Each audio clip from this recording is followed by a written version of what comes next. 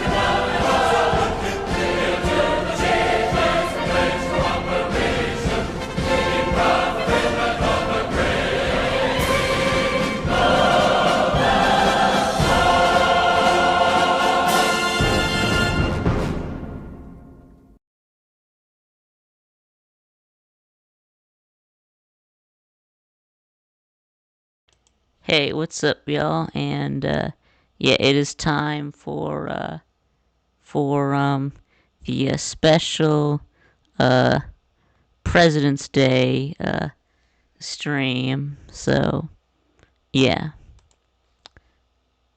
yes, we're gonna look at some of the great moments, speeches of of presidents.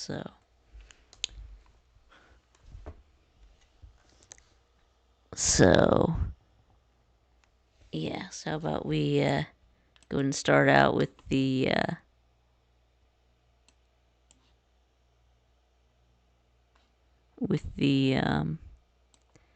Gettysburg address.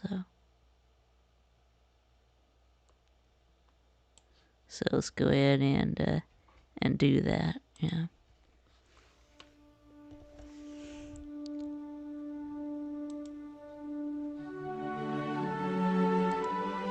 Fourscore and 7 years ago, our fathers brought forth on this continent a new nation, conceived in liberty and dedicated to the proposition that all men are created equal.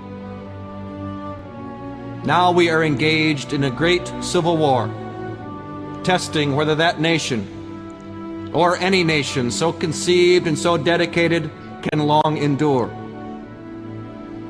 We are met on a great battlefield of that war. We have come to dedicate a portion of that field as a final resting place for those who here gave their lives that that nation might live. It is altogether fitting and proper that we should do this. But in a larger sense, we cannot dedicate, we cannot consecrate, we cannot hallow this ground. The brave men, living and dead, who struggled here, have consecrated it far above our poor power to add or detract. The world will little note nor long remember what we say here, but it can never forget what they did here. It is for us, the living, rather, to be dedicated here to the unfinished work which they who fought here have thus far so nobly advanced. It is rather for us to be here, dedicated to the great task remaining before us, that from these honored dead we take increased devotion to that cause for which they gave the last full measure of devotion. That we here highly resolve that these dead shall not have died in vain.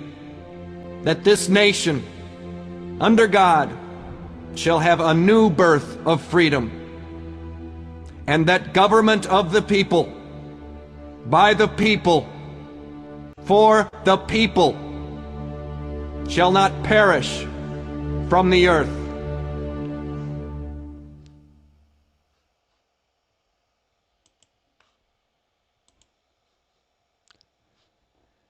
Does anyone have work today? Not me.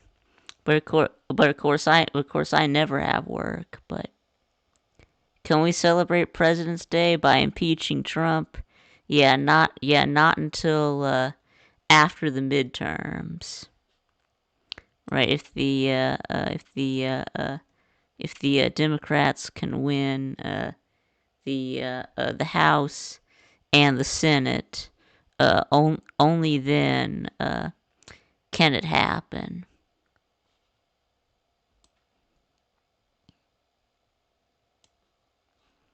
Yes, only then can it happen.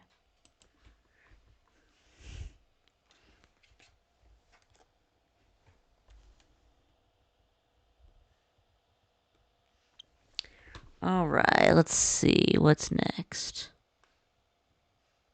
Yeah, what else can we do? Let's see. I didn't even know the Daytona 500 was yesterday. Yeah, nor do I care. I don't watch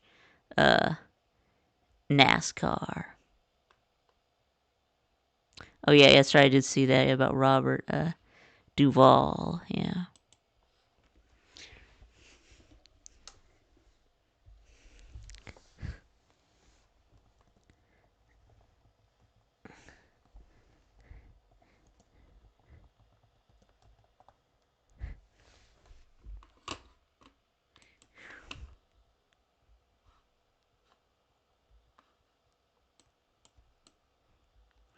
Alright, I guess we can watch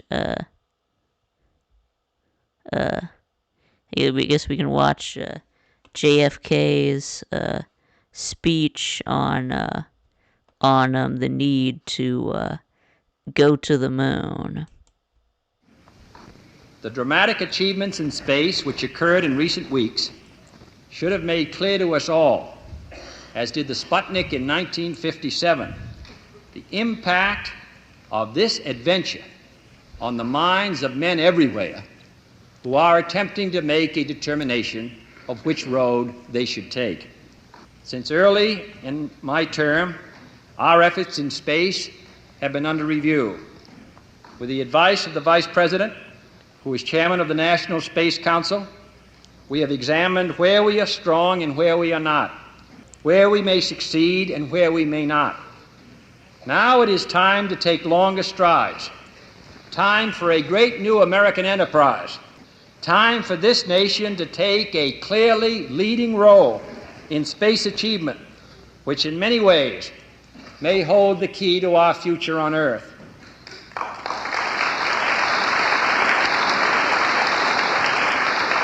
I believe we possess all the resources and talents necessary, but the facts of the matter are that we have never made the national decisions or marshaled the national resources required for such leadership.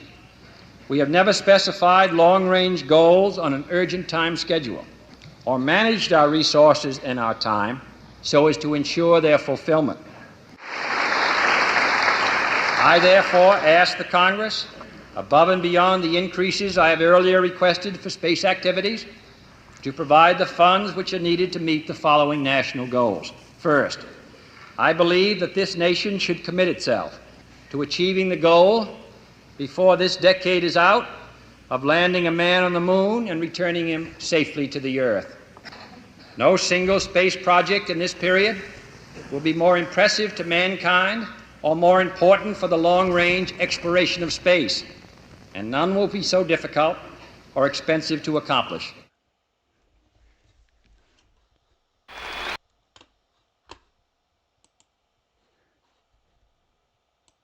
Yep. There you go. And the end that got us started on going to the moon. Yeah, I believe that this nation should commit itself to achieving the goal before the decade is out of landing a man on the moon and returning him safely to the Earth.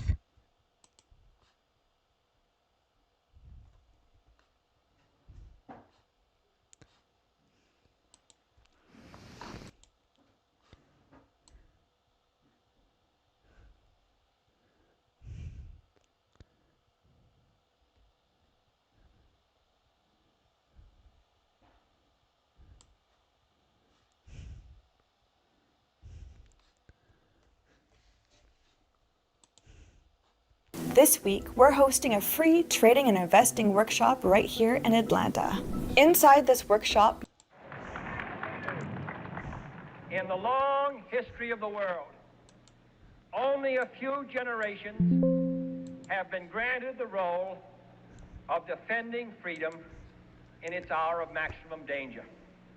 I do not shrink from this responsibility. I welcome it.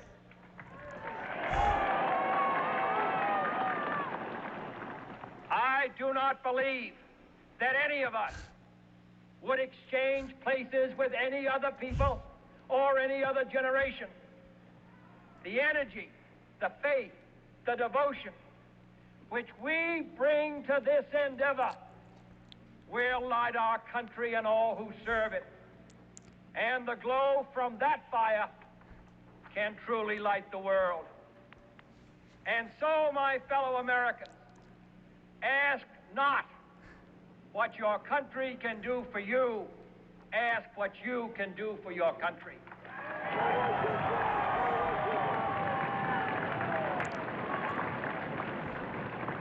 My fellow citizens of the world, ask not what America will do for you, but what together we can do for the freedom of man.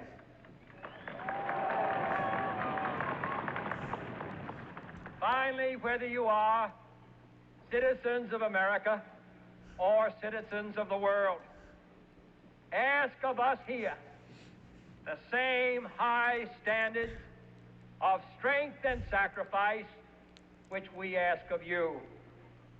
With a good conscience, our only sure reward, with history the final judge of our deeds, let us go forth to lead the land we love, asking his blessing and his help, but knowing that here on earth, God's work must truly be our own.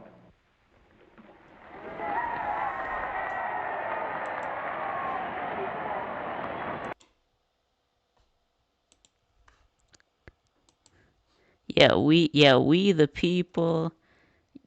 Yeah, we the people are pissed off. Yes, right, young Citrus.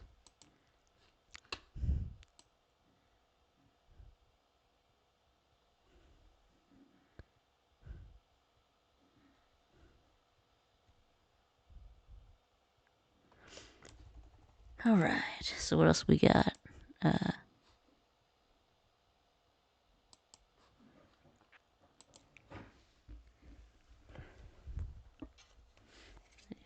Should do what? Okay. Let's see. Jubilee. Celebration Key Carnival. Okay. Let's see. Yeah, what else we want to do here?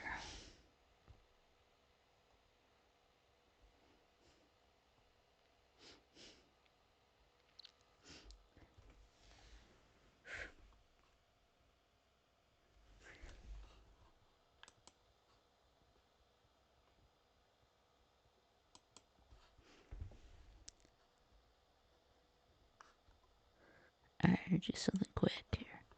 Come on.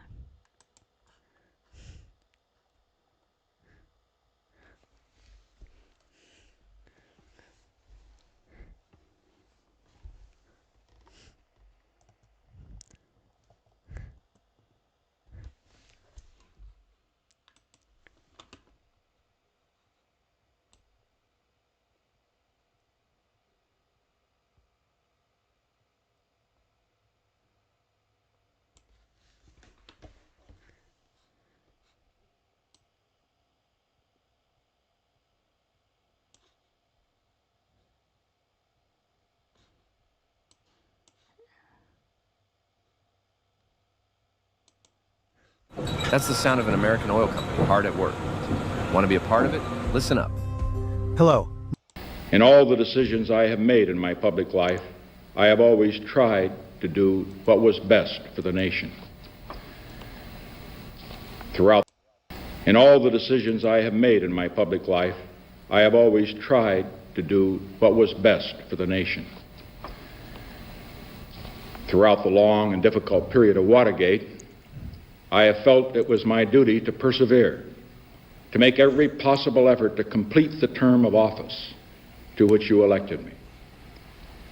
In the past few days, however, it has become evident to me that I no longer have a strong enough political base in the Congress to justify continuing you can leave that it effort. open. As long as there was such a base, I felt strongly that it was necessary to see the constitutional process through to its conclusion, that to do otherwise would be unfaithful to the spirit of that deliberately difficult process and a dangerously destabilizing precedent for the future. But with the disappearance of that base, I now believe that the constitutional purpose has been served, and there is no longer a need for the process to be prolonged. I would have preferred to carry through to the finish, whatever the personal agony it would have involved. And my family unanimously urged me to do so. But the interests of the nation must always come before any personal considerations. From the discussions I have had with congressional and other leaders, I have concluded that because of the Watergate matter, I might not have the support of the Congress that I would consider necessary to back the very difficult decisions and carry out the duties of this office in the way the interests of the nation will require. I have never been a quitter. To leave office before my term is completed is abhorrent to every instinct in my body. But as president, I must put the interests of America first. America needs a full-time president and a full-time Congress, particularly at this time with problems we face at home and abroad. To continue to fight through the months ahead for my personal vindication would almost totally absorb the time and attention of both the President and the Congress in a period when our entire focus should be on the great issues of peace abroad and prosperity without inflation at home. Therefore, I shall resign the presidency effective at noon tomorrow. Vice President Ford will be sworn in as president at that hour in this office. As I recall the high hopes for America with which we began this second term, I feel a great sadness that I will not be here in this office working on your behalf to achieve those hopes in the next 2.5 years. But in turning over direction of the government to Vice President Ford, I know, as I told the nation when I nominated him for that office 10 months ago, that the leadership of America will be in good hands. In passing this office to the Vice President, I also do so with a profound sense of the weight of responsibility that will fall on his shoulders tomorrow, and therefore of the understanding, the patience, the cooperation he will need from all Americans. As he assumes that responsibility, he will deserve the help and the support of all of us. As we look to the future, the first essential is to begin healing the wounds of this nation, to put the bitterness and divisions of the recent past behind us, and to rediscover those shared ideals that lie at the heart of our strength and unity as a great and as a free people. By taking this action, I hope that I will have hastened the start of that process of healing which is so desperately needed in America. I regret deeply any injuries that may have been done in the course of the events that led to this decision. I would say only that if some of my judgments were wrong, and some were wrong, they were made in what I believed at the time to be the best interest of the nation.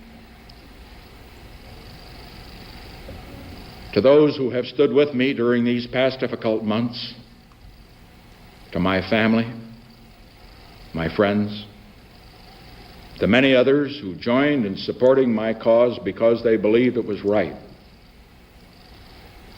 I will be eternally grateful for your support. And to those who have not felt able to give me your support, let me say, I leave with no bitterness toward those who have opposed me. Because all of us in the final analysis have been concerned with the good of the country, however our judgments might differ. So let us all now join together in affirming that common commitment and in helping our new president succeed for the benefit of all Americans. I shall leave this office with regret at not completing my term, but with gratitude for the privilege of serving as your president for the past 5.5 years. These years have been a momentous time in the history of our nation and the world. They have been a time of achievement in which we can all be proud, achievements that represent the shared efforts of the administration, the Congress, and the people. But the challenges ahead are equally great, and they too will require the support and the efforts of the Congress and the people working in cooperation with the new administration. We have ended America's longest war, but in the work of securing a lasting peace in the world, the goals ahead are even more far-reaching and more difficult. We must complete a structure of peace so that it will be said of this generation, our generation of Americans, by the people of all nations, not only that we ended one war, but that we prevented future wars. We have unlocked the doors that for a quarter of a century stood between the United States and the People's Republic of China. We must now ensure that the 1/4 of the world's people who live in the People's Republic of China will be and remain not our enemies, but our friends. I'm 65, and today I'm switching from doing nothing to Tai Chi chair workouts. In the Middle East, 100 million people in the Arab countries, many of whom have considered us their enemy for nearly 20 years, now look on us as their friends. We must continue to build on that friendship so that peace can settle. Okay.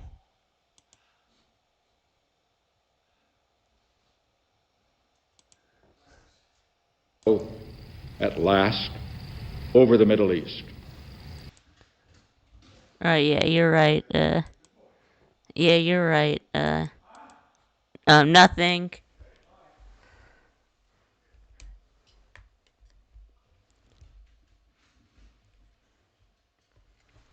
Yeah. Yeah, you're right, Matt. Yeah, at least, Nixon could admit he fucked up. Yeah. Yeah, you're right. Yeah, you're right, Matt. Yeah.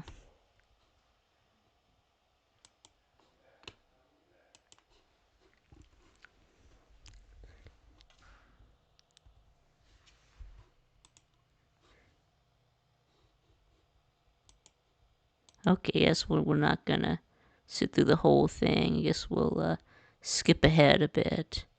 Yeah, we're not gonna listen to the whole thing, but... As a result of these efforts, I am confident that the world is a safer place today, not only for the people of America, but for the people of all nations. And that all of our children have a better chance than before of living in peace rather than dying in war. This, more than anything, is what I hoped to achieve when I sought the presidency. This, more than anything, is what I hope will be my legacy to you, to our country, as I leave the presidency. To have served in this office is to have felt a very personal sense of kinship with each and every American. In leaving it, I do so with this prayer. May God's grace be with you in all the days ahead.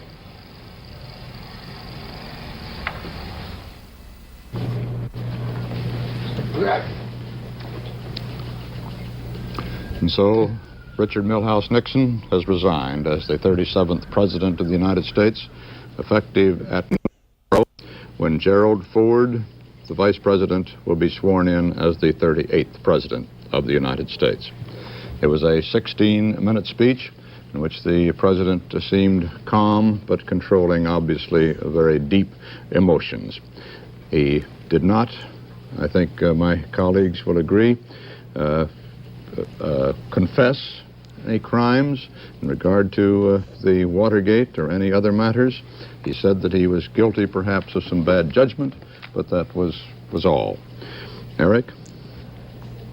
Yes, there had been no further admissions. Perhaps it was foolish for people on the Hill and some of us to think that there might have been. He has said, in effect, he is not resigning because of a sense of guilt, of any criminality, but because his political base has eroded in the Congress, and he could not be effective even if he went on through the long periods of impeachment and trial in the Senate, and therefore it's best to cut this thing short in the interest of the whole country. On the whole, it seemed to me as effective, magnanimous a speech as Mr. Nixon has ever made. And I suppose there'll be many, even among his critics, who will say that perhaps that few things in his presidency became him as much as his manner of leaving the presidency. Do I think Alabama will make the playoffs next season? Yeah. Yeah, I think they'll make it. Yeah, I think Georgia will make it, and I think Alabama will make it, yeah.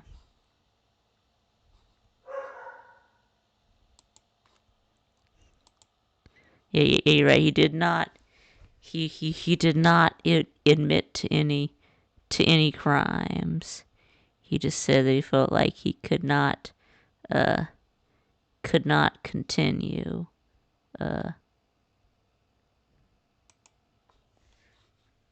Also, along with Eric, in the studio here in Washington, gentlemen, your reactions for tonight's speech.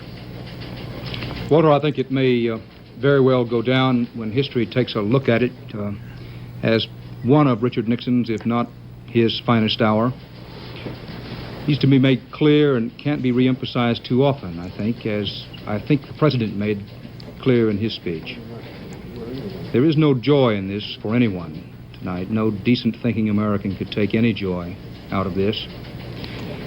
That sadness is tempered by, for many, with awe for the constitutional process, but we sometimes... All right, so what's next?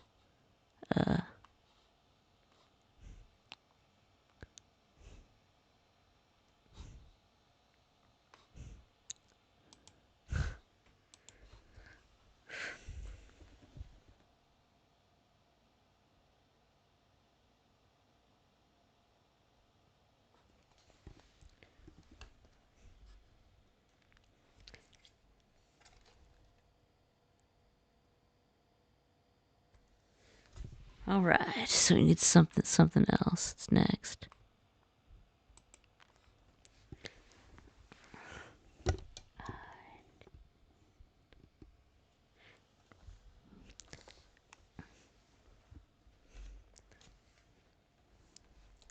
Let's see, what is it? I did not have.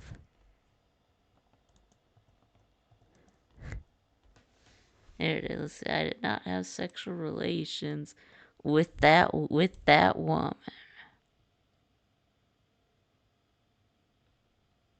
He did not have.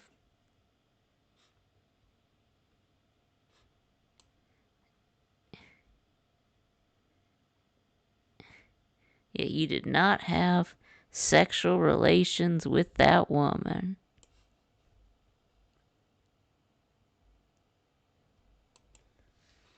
Okay, great. Wait, were you even listening? You haven't taken a single note? Now we don't do that anymore. So while this was worthy of the nation's highest office, Ronald Reagan's speech, 12 years later, on this day in 1998, a scandal of sex and lies marked a low point for the White House. It was the day President Bill Clinton said words that would follow him and his wife for years to come. That account was given over the telephone today and was not written down. Prosecutors are still trying to decide whether they will offer. But the political damage to save his president. That woman, Miss Lewinsky, have sexual relations with that woman. I did not have sexual relations with that woman, Miss Lewinsky. I never told anybody to lie, not a single time, never. These allegations are false, and I need to go back to work for the American people. Thank you. He turned his back on questions as the First Lady followed, applauding. The woman who could bring down the president appeared for the first time today, leaving her apartment with her lawyer. Lewinsky. All right, this got messed up. Hold on. I'm frozen here. Now we don't do that anymore. Drawn and bleary-eyed, Mr. Clinton joined the battle to save his presidency.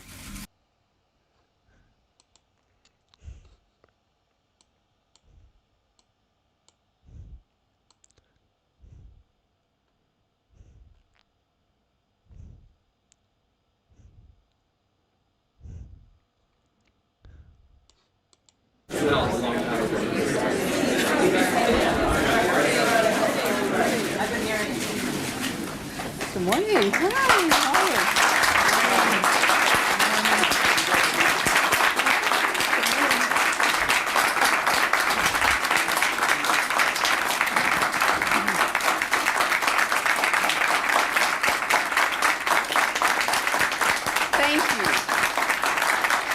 I am very pleased to introduce America's true education president and the greatest champion of working parents and working families that the United States of America has ever known, President Bill Clinton.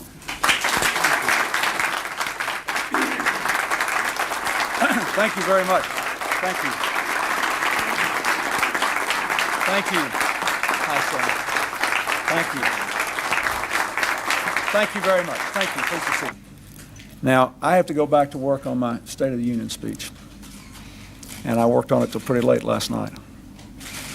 But I want to say one thing to the American people.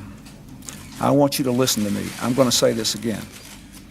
I did not have sexual relations with that woman, Miss Lewinsky. I never told anybody to lie, not a single time, never. These allegations are false, and I need to go back to work for the American people. Thank you.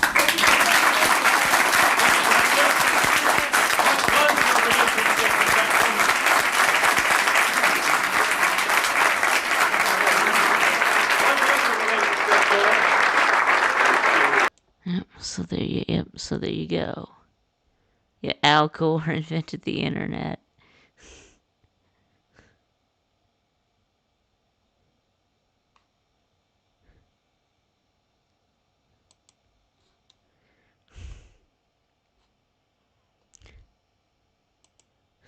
Our bookstore is like a portal. It's neo-Victorian, it's steampunk. And we wanted our Wix website to be too. Good evening. This afternoon in this room, from this chair, I testified before the Office of Independent Counsel and the grand jury. I answered their questions truthfully, including questions about my private life, questions no American citizen would ever want to answer. Still, I must take complete responsibility for all my actions, both public and private. And that is why I am speaking to you tonight. As you know, in a deposition in January, I was asked questions about my relationship with Monica Lewinsky. While my answers were legally accurate, I did not volunteer information. Indeed, I did have a relationship with Miss Lewinsky that was not appropriate. In fact, it was wrong. It constituted a critical lapse in judgment and a personal failure on my part for which I am solely and completely responsible. But I told the grand jury today, and I say to you now, that at no time did I ask anyone to lie, to hide or destroy evidence, or to take any other unlawful action. I know that my public comments and my silence about this matter gave a false impression. I misled people, including even my wife. I deeply regret that. I can only tell you I was motivated by many factors. First, by a desire to protect myself from the embarrassment of my own conduct. I was also very concerned about protecting my family. The fact that these questions were being asked in a politically inspired lawsuit, which has since been dismissed, was a consideration too. In addition, I had real and serious concerns about an independent counsel investigation that began with private business dealings 20 years ago. Dealings, I might add, about which an independent federal agency found no evidence of any wrongdoing by me or my wife over 2 years ago. The independent counsel investigation moved on to my staff and friends, then into my private life. And now the investigation itself is under investigation. This has gone on too long, cost too much, and hurt too many innocent people. Now this matter is between me, the two people I love most, my wife and our daughter, and our God. I must put it right, and I am prepared to do whatever it takes to do so. Nothing is more important to me personally, but it is private, and I intend to reclaim my family life for my family. It's nobody's business but ours. Even presidents have private lives. It is time to stop the pursuit of personal destruction and the prying into private lives and get on with our national life. Our country has been distracted by this matter for too long, and I take my responsibility for my part in all of this. That is all I can do. Now it is time, in fact, it is past time to move on. We have important work to do, real opportunities to seize, real problems to solve, real security matters to face. And so tonight, I ask you to turn away from the spectacle of the past 7 months, to repair the fabric of our national discourse, and to return our attention to all the challenges and all the promise of the next American century. Thank you for watching, and good night.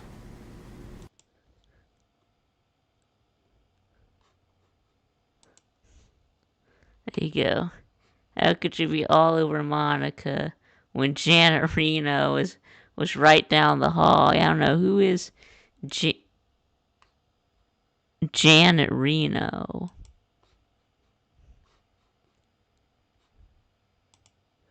Yeah, I don't know who that is. Who is Janet Reno?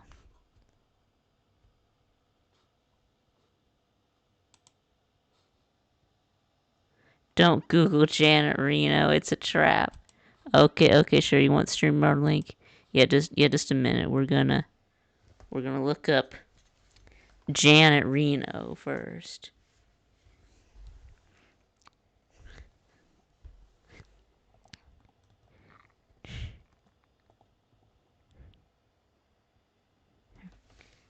Go Janet Reno.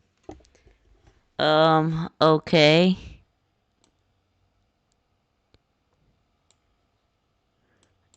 Okay. Yeah, you think this is better than Monica? I really am. I'm like, yeah, this is better than Monica? Come on.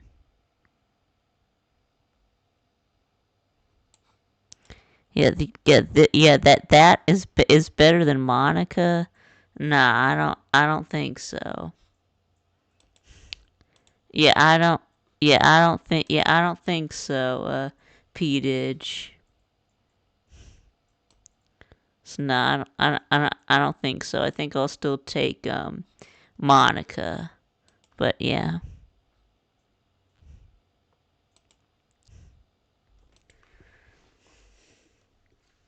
Yeah, there you go. Yeah, I'll still take, Monica. Alright, yeah, I'll go ahead and get the, StreamYard going.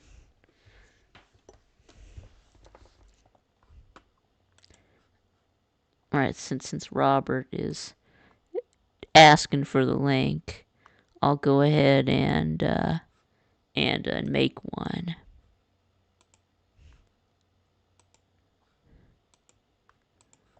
Okay. Let's see. Let's do unlisted. Okay.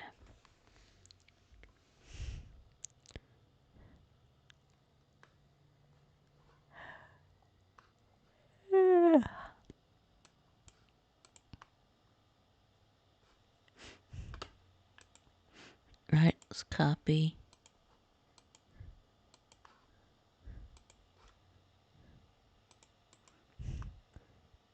Paste. Chat. Alright, there's StreamYard link.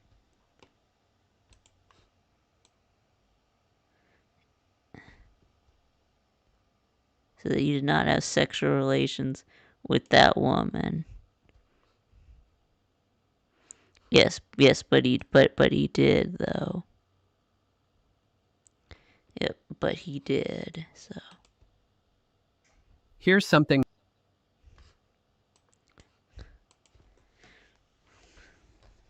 Yep.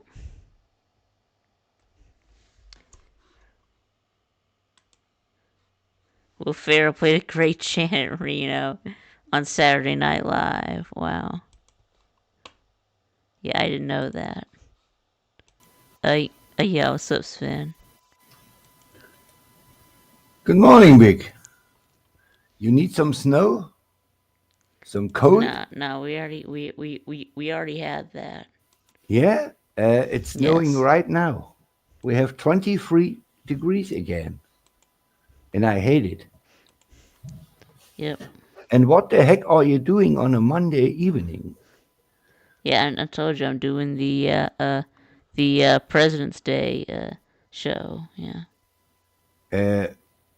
What is a President's Day? A President's Day. I don't know. It's where what is President's Day? Well, yeah. It's a day No, for the we don't have something presidents. like that. Yeah, no, We you hate don't our have, presidents.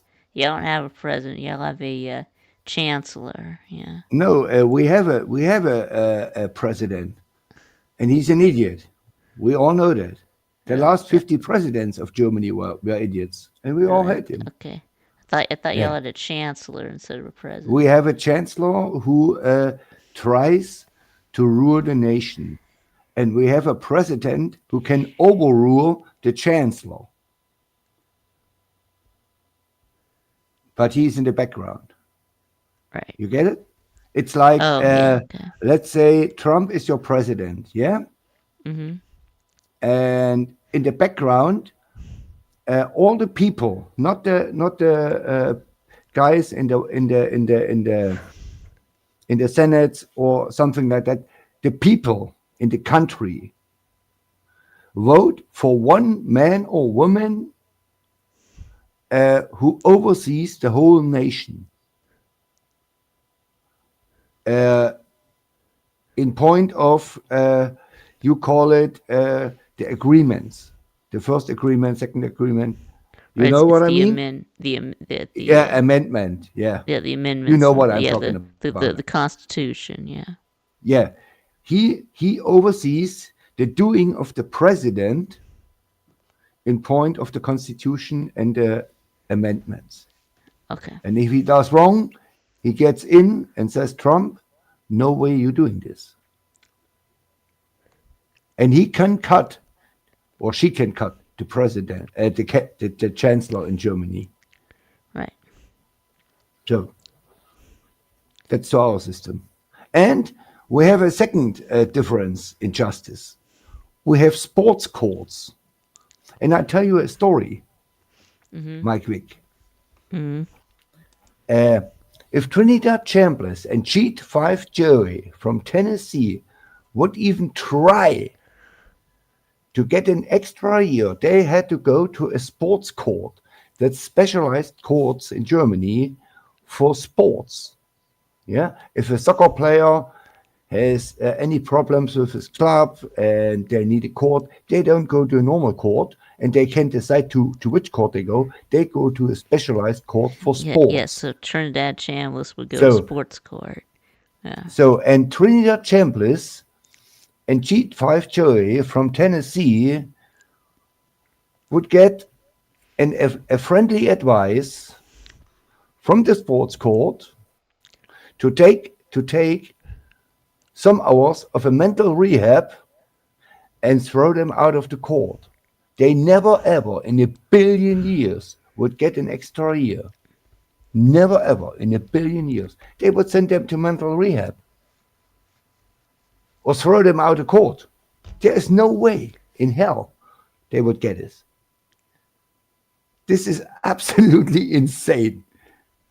I mean, Chambliss signs this clown in Pittsburgh a cuff with 157 people, 15 cows, 88 moonshine breweries, a signed helmet in front of a camera, and the judge smiles. Yep. What in the absolute hell? Yep. That's how it works. Yeah. Yeah, you pay the most and you win, or what? Yeah. This that's is usually this how is it works. this. Vic, I have nothing against the USA outside of the weapons. You know that I hate weapons and I hate violence. So, but this reminds me of banana republics like Botswana, Papua New Guinea, and Nicaragua. It's the same justice system. You are nothing less than Angola, Botswana, Congo, or whatever. Ivory Coast, you pay the judge more as your opponent and you win. This is absolute ridiculous. I have no clue if Bayern Munich is good or not good. I know they are a soccer club in Germany, but that's all I know. I can't name you one single player of Bayern. I know Aranda is still the coach of Baylor. And on top of that, you got DJ Throwaway. So you are right now on Mississippi State level, my friend. I doubt you win 5 games. I doubt it. And so I doubt Mississippi State will win 5 games because we have no offensive line. So, Vic, your turn. My turn for what? Do they give Aguilar an 8th year? In Knox County? You know where Knox County is, huh? Yeah. All right. All right. Yes. So y'all ready to watch George Bush get a shoe thrown at him? He can get the. Was he at the Stop Olympics or what? The shoe throw. In Atlanta. He was in Iraq, but yeah. Oh. Yeah, somebody threw a shoe at him. Yeah. And they killed the man or arrested him? I don't know what they did to him, but okay.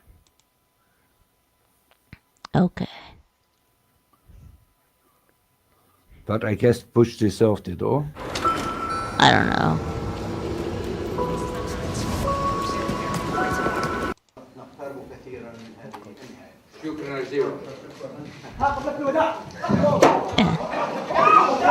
They threw both his shoes at him, yeah.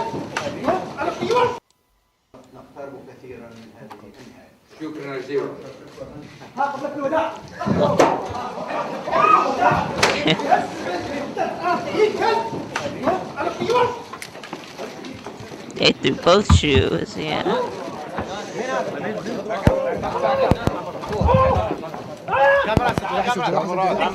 Yeah. So what if the guy threw a shoe at me? No, I consider it an important step on the road toward an Iraq that can sustain itself, govern itself, and defend itself. But let me talk about the guy throwing the shoe. It is one way to gain attention. It's like going to a political rally and having people yell at you. It's like driving down the street and have people not gesturing with all 5 fingers. It's a way for people to draw, attention. I don't know what the guy's cause is, but one thing is for certain: he caused you to ask me a question about him. I didn't feel the least bit threatened by it. These journalists here were very apologetic. They were said this doesn't represent the Iraqi people, but that's what happens in free societies where people try to draw attention to themselves. And so I guess he was effective because he caused you to say something about it. Now, in terms of the agreements, this is a major achievement. Is it the end? Absolutely not. There's more work to be done. And all this basically says is we made good progress, and we'll continue to work together to achieve peace. That's what we want. Freedom and peace. And so now I'm honored to be back here. It's my 4th visit to Iraq, and as a sitting president, and I have been looking forward to this visit. It's very kind of you, Mr. Prime Minister, to have invited me here. What the heck?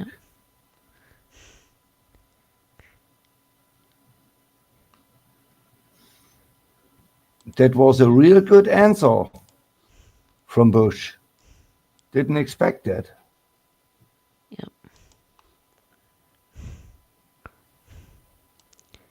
It is.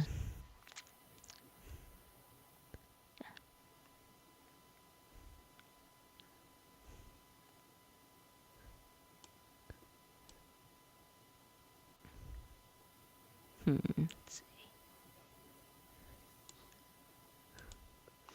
Doesn't do the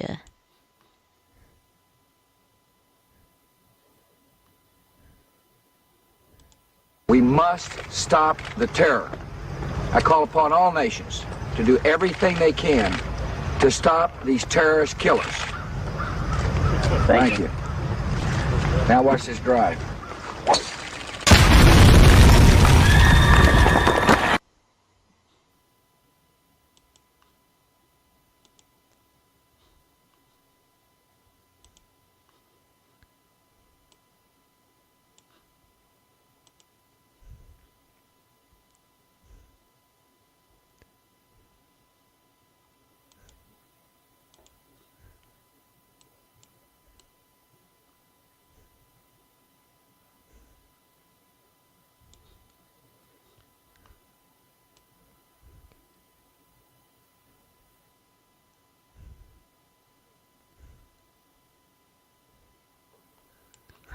okay.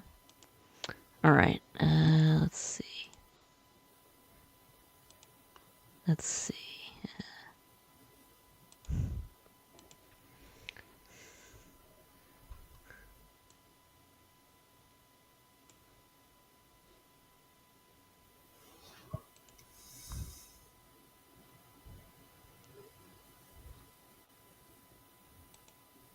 Do not get a consolidation loan until you see this. Hey, Mario Lopez here, and if you're thinking about getting a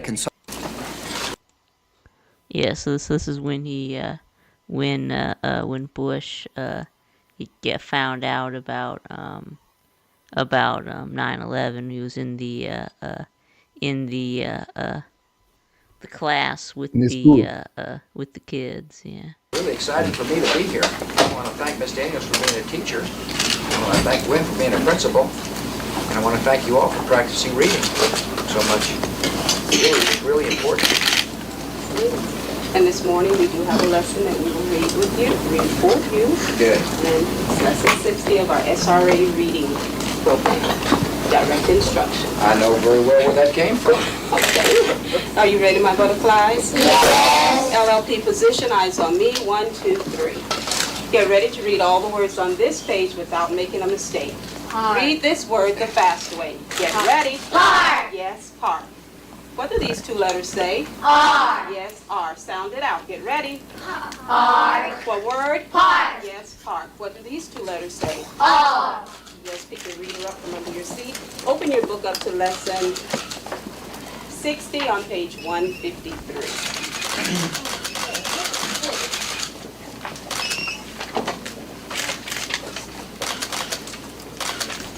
At the count of 3, everyone should be on page. Let's pick your reader up from under your seat. Open your book up to lesson 60 on page 153. I told him again that a plane has hit the second tower. At the count of 3, everyone should be on page 153. If the yellow paper is going to bother you, drop it. Yeah, all those kids are Everybody grown touch now. the title of your story. Fingers under the title. Get ready to read the title, The Fast Way. We're waiting for one member. Okay. Thank you. And Fingers under the they title had of no the story. idea what was happening. Get ready. The pet goat. Yes, the pet goat. Fingers Yeah, under the the first pet word goat. of the story. Get ready to read the story the Yeah. fast way. Get ready. The pet goat. The pet goat. Go on. She likes to go running with her pet goat. Go on. She played with her tail. Try it again. Get ready from the beginning of that sentence. Get ready. She played with her goat in her house. Go on. She played with her goat in her yard. Good job. Go on. But the goat is clean that up. Get ready with but. Get ready. But the B-18 Go on. he invented her medicine. Sound it out. What word? Start from the beginning. Running. Okay, yeah. Those kids are all grown now. And they had no idea what was going on. Nobody had a clue what was going on.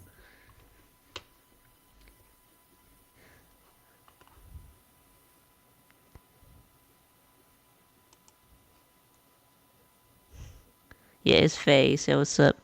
Tech graphics. Yeah, what's this? Yeah, that's when they told Bush about the 9/11 while he was in the class reading with the kids. Yeah. That was in Sarasota. Yeah, where Celine lives. Yeah.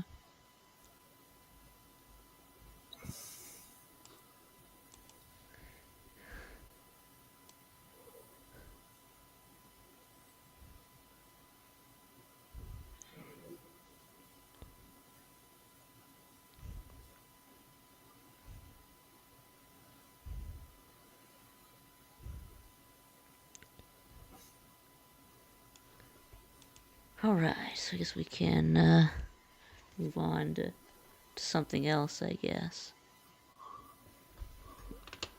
Now, let's see what else we wanna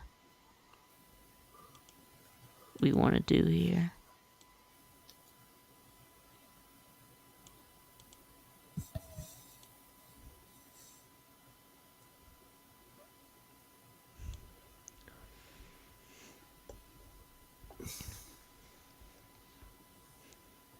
You know what the weirdest was? What? In US history? What? When this embassy was taken over and Hillary said nobody anything about it. Yeah, you know what I mean? That was it's called Benghazi. Yeah. A thing in was she a foreign minister or president? In Libya, yeah. She was foreign minister, huh? She was foreign minister, but yeah, we call it Secretary of State, but yeah. Yeah, it's the same.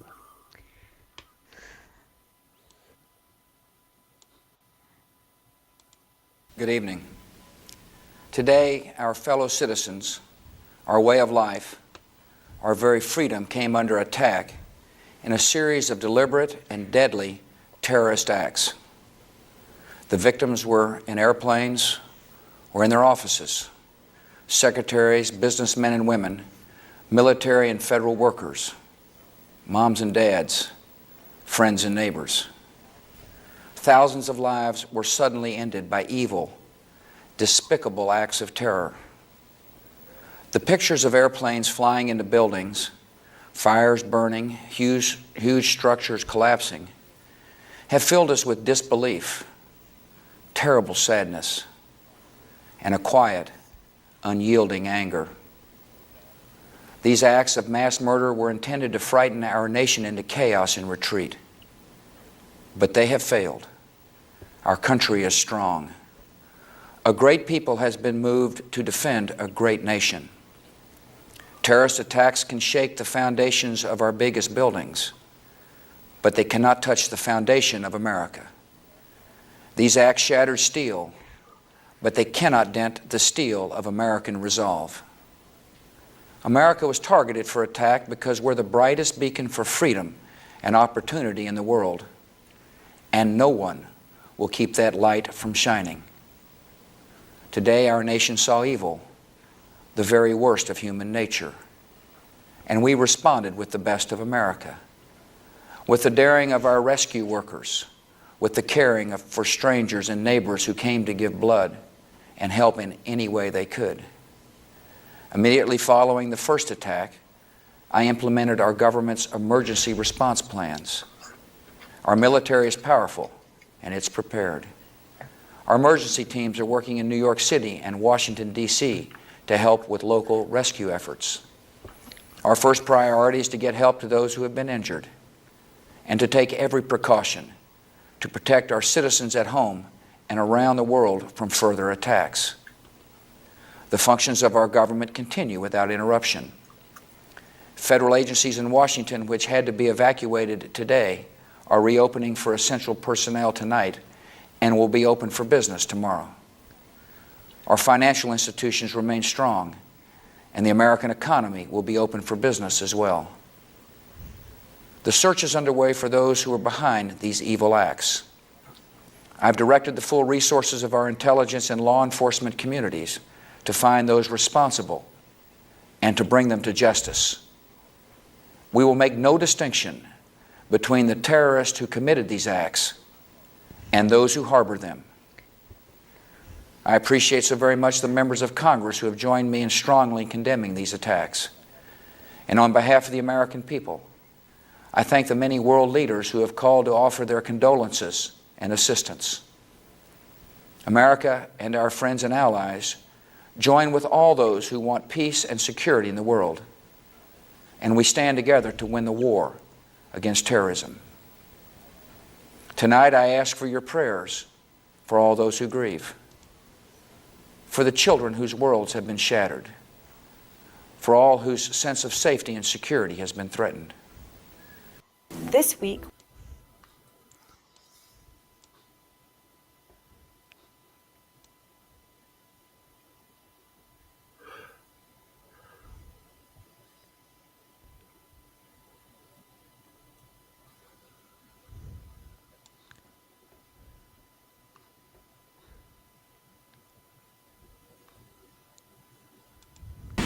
On September the 11th, enemies of freedom committed an act of war against our country. Americans have known wars, but for the past 136 years, they have been wars on foreign soil, except for one Sunday in 1941. Americans have known the casualties of war, but not at the center of a great city on a peaceful morning. Americans have known surprise attacks, but never before on thousands of civilians. All of this was brought upon us in a single day, and night fell on a different world, a world where freedom itself is under attack. Americans have many questions tonight. Americans are asking, who attacked our country? The evidence we have gathered all points to a collection of loosely affiliated terrorist organizations known as Al-Qaeda. They are some of the murderers indicted for bombing American embassies in Tanzania and Kenya and responsible for bombing the USS Cole. Al-Qaeda is to terror what the mafia is to crime, but its goal is not making money. Its goal is remaking the world and imposing its radical beliefs on people everywhere. The terrorists practice a fringe form of Islamic extremism that has been rejected by Muslim scholars and the vast majority of Muslim clerics, a fringe movement that perverts the peaceful teaching of Islam. The terrorist directive commands them to kill Christians and Jews, Yeah, we are watching to kill all Americans, George and make Bush's no distinctions among military and after civilians, 9/11. including women and children. This group and its leader, a person named Osama bin Laden, are linked to many other organizations in different countries, including the Egyptian Islamic Jihad and the Islamic movement of Uzbekistan. There are thousands of these terrorists in more than 60 countries. They are recruited from their own nations and neighborhoods and brought to camps in places like Afghanistan, where they are trained in the tactics of terror. They are sent back to their homes or sent to hide in countries around the world to plot evil and destruction. The leadership of al-Qaeda has great influence in Afghanistan and supports the Taliban regime in controlling most of that country. In Afghanistan, we see al-Qaeda's vision for the world. Afghanistan's people have been brutalized. Many are starving, and many have fled. Women are not allowed to attend school. You can be jailed for owning a television. Religion can be practiced only as their leaders dictate. A man can be jailed in Afghanistan if his beard is not long enough. The United States respects the people of Afghanistan.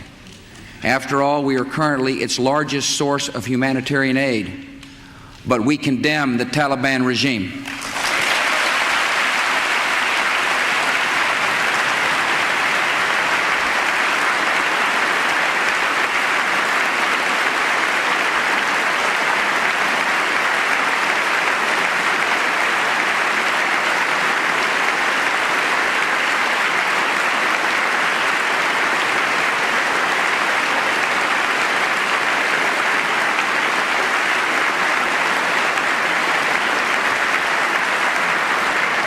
It is not only repressing its own people, it is threatening people everywhere by sponsoring and sheltering and supplying terrorists.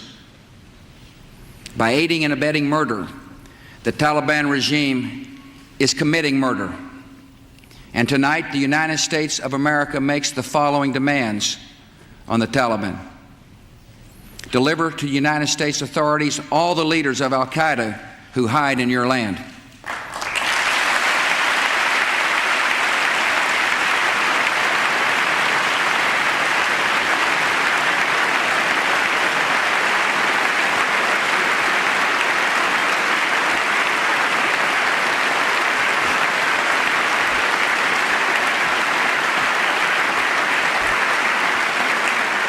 Release all foreign nationals, including American citizens you have unjustly imprisoned.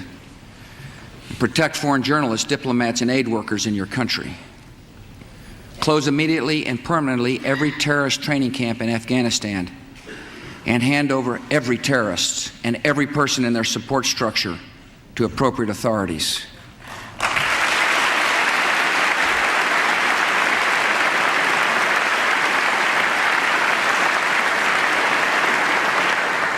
Give the United States full access to terrorist training camps so we can make sure they are no longer operating. These demands they didn't, are not open they didn't to do negotiation that. or discussion. They didn't do that, though. Nope. So we had to go in and do it for them.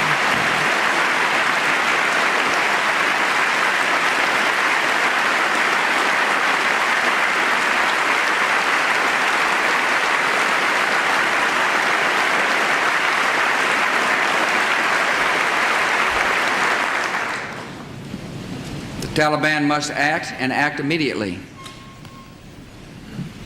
They will hand over the terrorists, or they will share in their fate. I also want to speak tonight directly to Muslims throughout the world.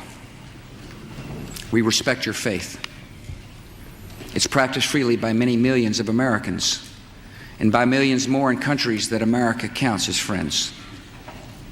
Its teachings are good and peaceful. And those who commit evil in the name of Allah blaspheme the name of Allah. The terrorists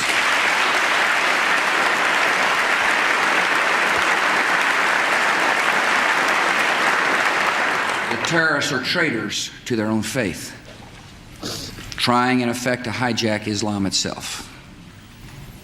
The enemy of America is not our many Muslim friends. It is not our many Arab friends. Our enemy is a radical network of terrorists and every government that supports them.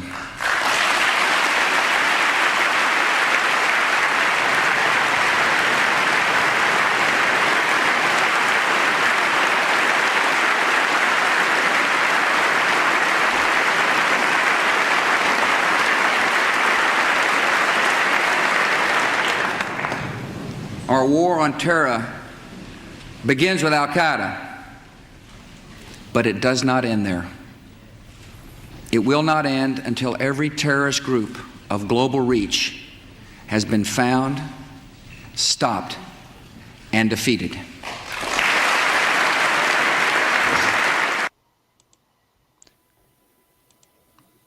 Yep. Yeah, you still there, Sven?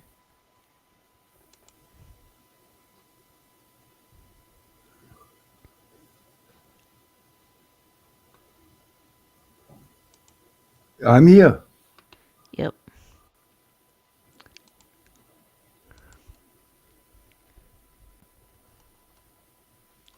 Yeah, and they wouldn't do those demands, so we had to go in there and do it for them. And 20 years later or 15 years later, they still do business with these people who paid Al Qaeda. Saudi Arabia, Bahrain, the Emirates. I don't get it.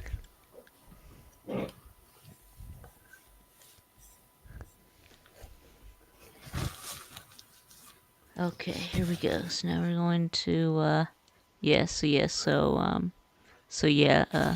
Osama bin Laden, fucked around that day.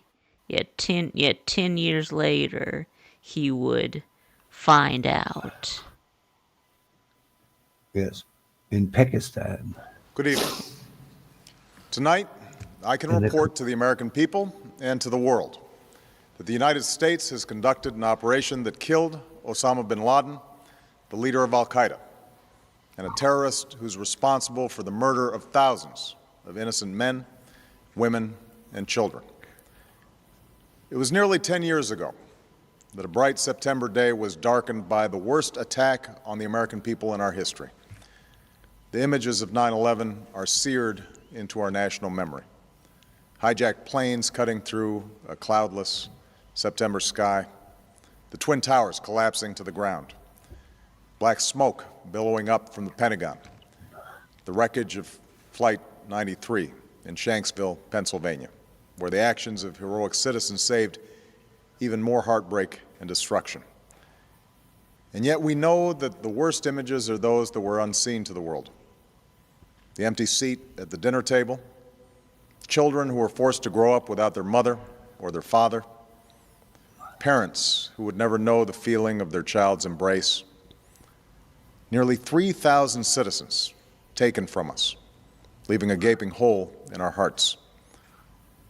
On September 11th, 2001, in our time of grief, the American people came together. We offered our neighbors a hand, and we offered the wounded our blood. We reaffirmed our ties to each other and our love of community and country. On that day, no matter where we came from, what God we prayed to, or what race or ethnicity we were united as one American family.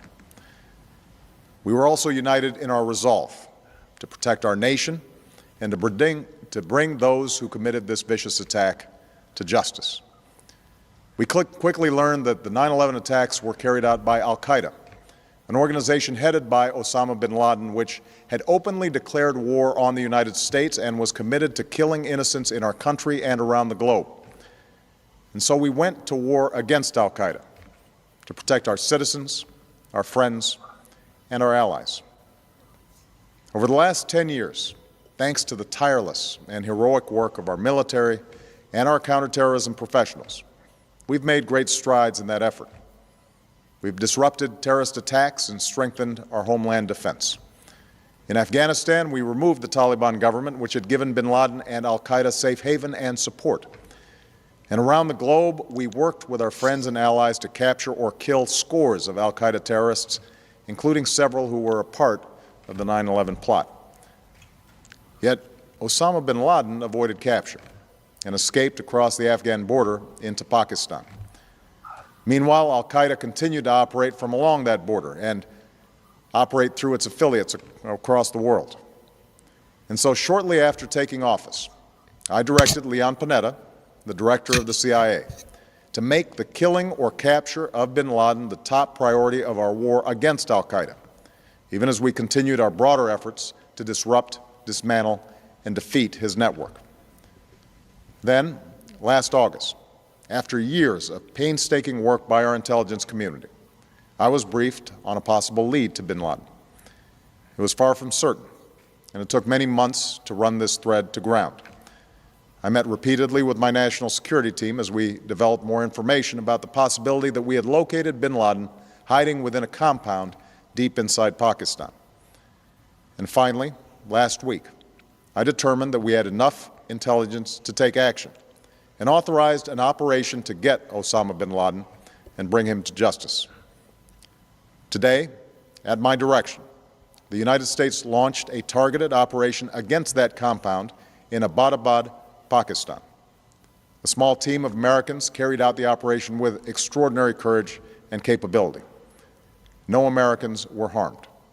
They took care to avoid civilian casualties. After a firefight, they killed Osama bin Laden and took custody of his body. For over 2 decades, bin Laden has been al-Qaeda's leader and symbol, and has continued to plot attacks against our country and our friends and allies. The death of bin Laden marks the most significant achievement to date in our nation's effort to defeat al-Qaeda. Yet his death does not mark the end of our effort. There's no doubt that al-Qaeda will continue to pursue attacks against us. We must, and we will, remain vigilant at home and abroad. As we do, we must also reaffirm that the United States is not and never will be at war with Islam.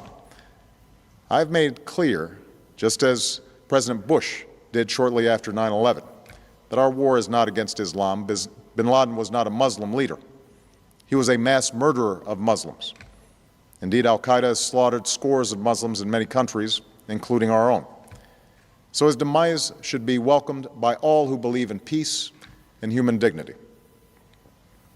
Over the years, I've repeatedly made clear that we would take action within Pakistan if we knew where bin Laden was. That is what we've done. But it's important to note that our counterterrorism cooperation with Pakistan helped lead us to bin Laden and the compound where he was hiding. Indeed, bin Laden had declared war against Pakistan as well and ordered attacks against the Pakistani people.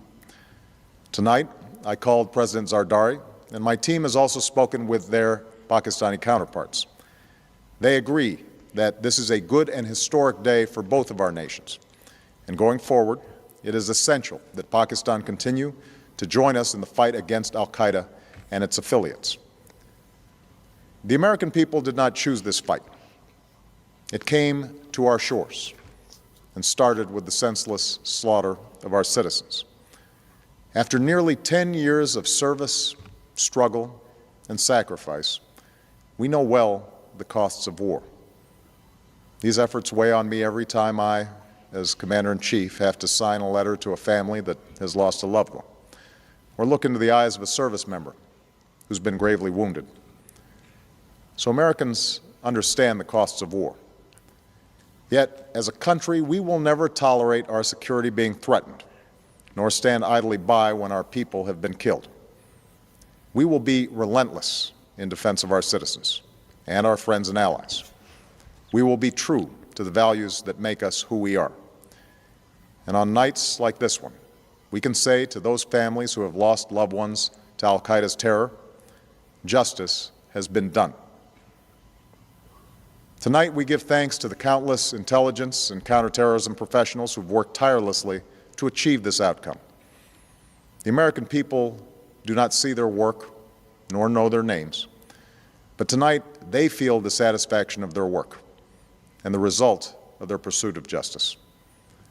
We give thanks for the men who carried out this operation, for they exemplify the professionalism, patriotism, and unparalleled courage of those who serve our country.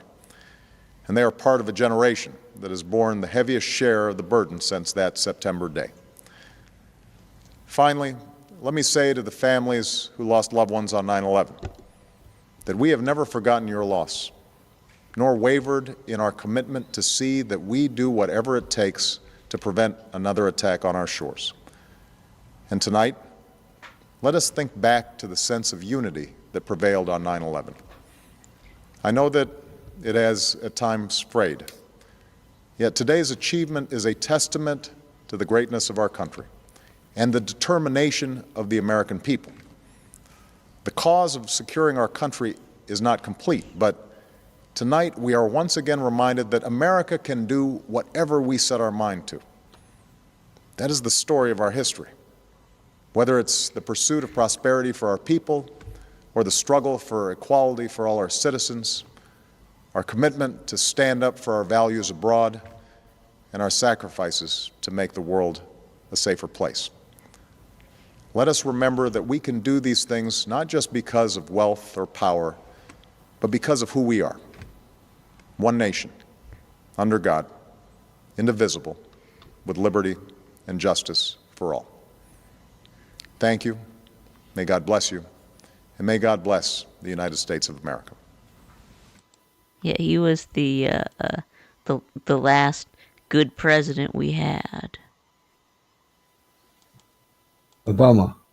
Yeah, he was the last good president we had. Okay. Yeah. Okay.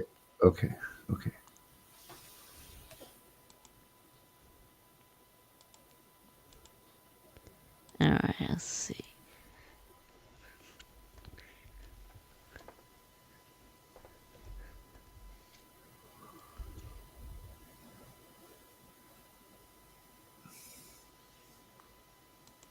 Well, I just had the opportunity to have an excellent conversation with President-elect Trump. It was wide-ranging. We talked about some of the organizational issues in setting up a White House. We talked about foreign policy. We talked about domestic policy. And as I said last night, my number one priority in the coming 2 months is to try to facilitate a transition that ensures our president-elect is successful. I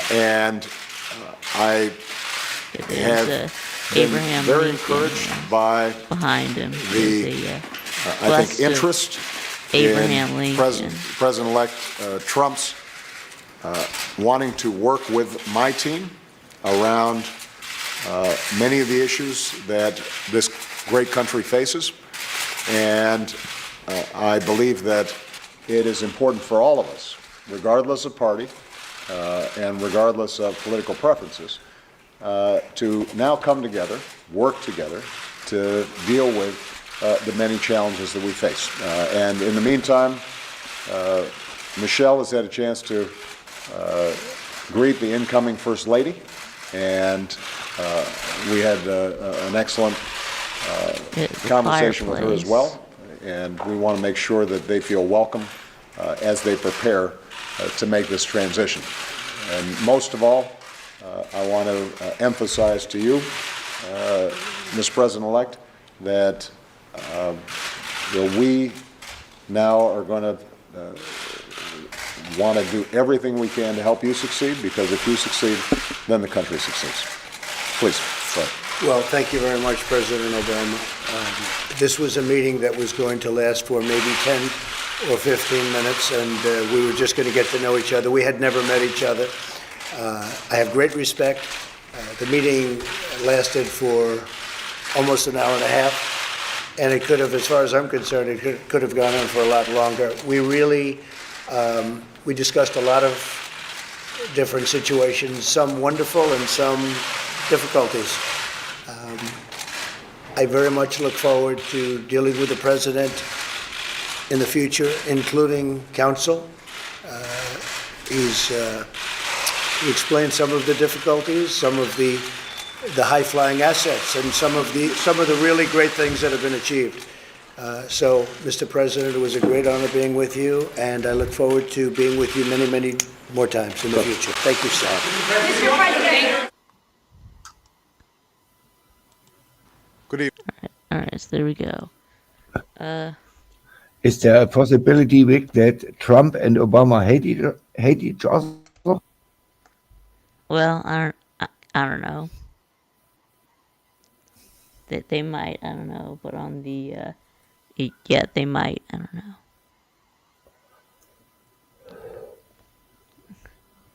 Yeah, I think you might I think you might like this Maybe not hate, this, dislike. Let's say dislike. right.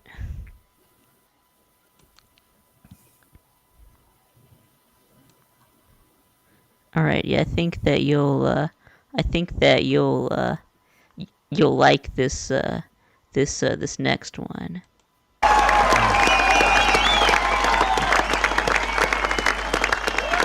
I am a Berliner, is this? Yeah. Well, it's frozen right now. Ich Hold on. bin Yeah, ein yeah, Berliner. it's messed. Hold on, it's messed up right now. I can't get it to play.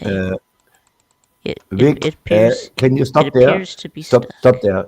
Let the picture there. Do you see the building, the big building in the background? Yeah. This is the Palace Hotel. It was the only 5-star hotel in Eastern Germany, and the top row, yeah, was all occupied by Stasi. The complete top of the building, all the windows, was set by Stasi for 30 years, maybe. Can you imagine how insane this is? Germany exists for over 1,000 years, way over 1,000 years. And these clowns separate a city of 6 million people and send the Eastern German Secret Service on top of a 5-star hotel, where inside is not a single Eastern German people. All are from Western Germany, USA, Canada, whatever. This is absolutely insane. Just for notice, if you see this hotel again, it's called Palace Hotel. So you can move on. It was just for history. Yeah. How trying crazy to- the Eastern Germans were. Yeah, trying to. Yeah, but it froze. So I'm going to go back to YouTube again. Yeah. If you need a little bit freezing, we have 23 degrees in Germany. I can send you some 23 degrees to Athens if you like, and some snow. Yeah, we already had enough snow. You had not enough snow. You had one day you of saw, snow. Yeah, you saw the snow. That we got. Yeah. I saw an airwalk Thank you very much. in the snow. Chancellor Kohl, Governing Mayor Deepkin, ladies and gentlemen, 24 years ago, President John F. Kennedy visited Berlin. And speaking to the people of this city and the world at the City Hall, well, since then, 2 other presidents have come, each in his turn to Berlin. And today, I myself make my second visit to your city.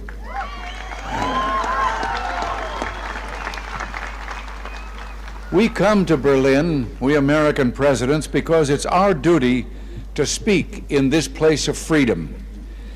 But I must confess, we're drawn here by other things as well, by the feeling of history in this city, more than 500 years older than our own nation, by the beauty of the Grunwald and the Tiergarten, most of all, by your courage and determination.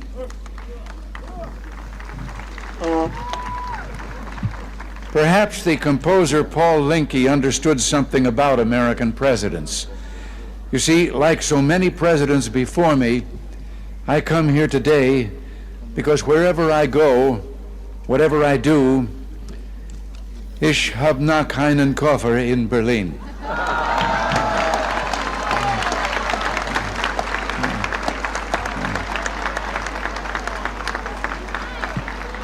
Our gathering today is being broadcast throughout Western Europe and North America. I understand that it is being seen and heard as well in the East. To those listening throughout Eastern Europe, I extend my warmest greetings and the goodwill of the American people. To those listening in East Berlin, a special word. Although I cannot be with you, I address my remarks to you just as surely as to those standing here before me. For I join you, as I join your fellow countrymen in the West, in this firm this unalterable belief, es gibt nur ein Berlin.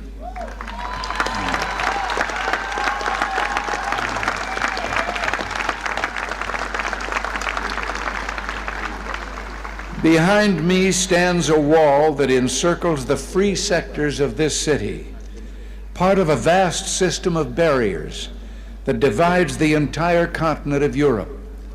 From the Baltic south, those barriers cut across Germany in a gash of barbed wire, concrete, dog runs, and guard towers. Farther south, there may be no visible, no obvious wall, but there remain armed guards and checkpoints all the same. Still a restriction on the right to travel. Still an instrument to impose upon ordinary men and women the will of a totalitarian state. Yet it is here in Berlin where the wall emerges most clearly. Here, cutting across your city, where the news photo and the television screen have imprinted this brutal division of a continent upon the mind of the world. Standing before the Brandenburg Gate, every man is a German, separated from his fellow men.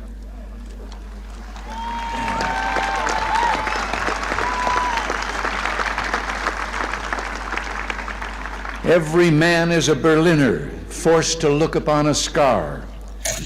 President von Weizsäcker has said the German question is open as long as the Brandenburg Gate is closed.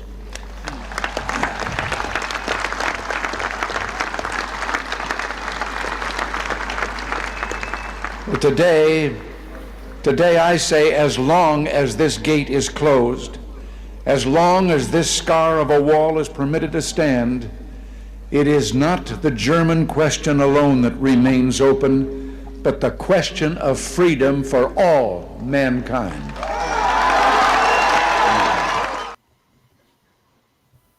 Yeah, you didn't say the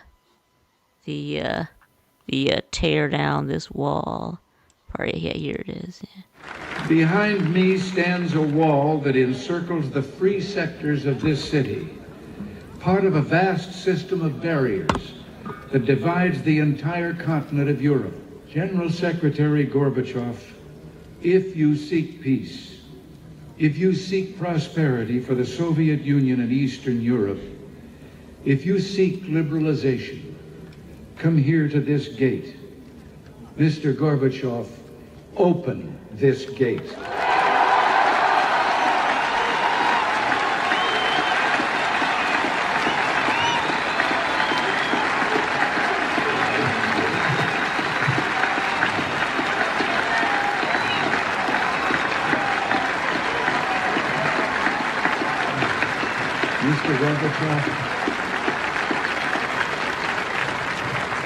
Mr. Gorbachev, tear down this wall.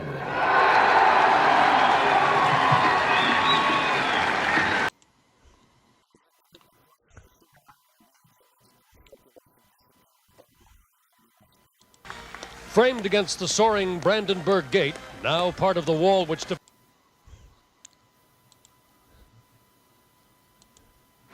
behind. Yep.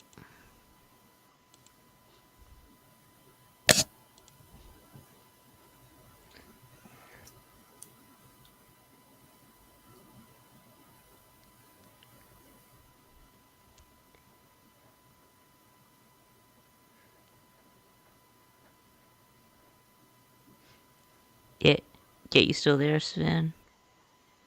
I'm here. Yes, you remember the wall? Rick, Yeah, of I'm course, 1,000 years I know, old. Of yeah, course I I know you are. remember the war. Yeah, you were around for Look, the I tell you a dinosaurs. story. Yeah. Yeah. I could be your grandpa. Yeah, you could. I Yeah, was you born could. in Eastern Germany. So, and I met my wife who was from Western Berlin. Yeah. Yeah. And on college, where I was in college, she was in college. And it was an international school in Leipzig. And it was in 1980. Yeah. I was there for 4.5 years, and in the last year I asked her to marry me. And she said, of course I marry you, but don't think for a second. I go to Erich Honecker and Eastern Germany and your parts of the woods with minus 50 degrees, 10 feet of snow. If you want to marry me, you come to Western Berlin. And communism. In communism in 1985. And in 1985, in September, Kohl, the Western Chancellor, met with Honecker in East Berlin. Yeah, and they said families can get together without bigger problems. Yeah. Yep. I mean, if you were in jail or you are a criminal, you can't go out of the country. If you are clean and sober and your paperwork is clean, you can leave the country and you can marry in the USA or in Western Germany or whatever. So, and I went to the police in my home county and asked them, and they said that there's a little bit paperwork to do. So, and they sent me to the Stasi, central of my county. Every county had a little Stasi central station. So, and they asked me, why are you doing this? Why is your lady not coming to us? We are the better ones. So, and I told them, she doesn't like the cold, she doesn't like the weather, and she doesn't like anything. Hold on, I'm getting a phone call. Yeah.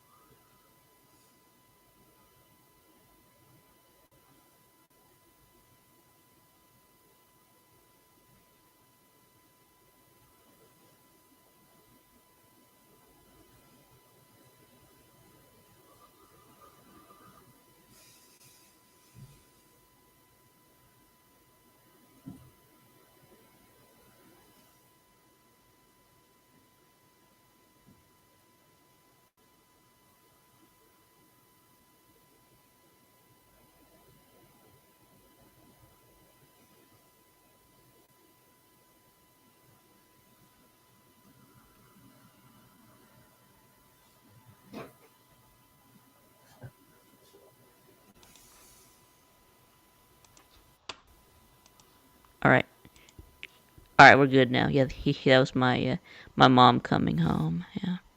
Okay. So, and so I said she won't come.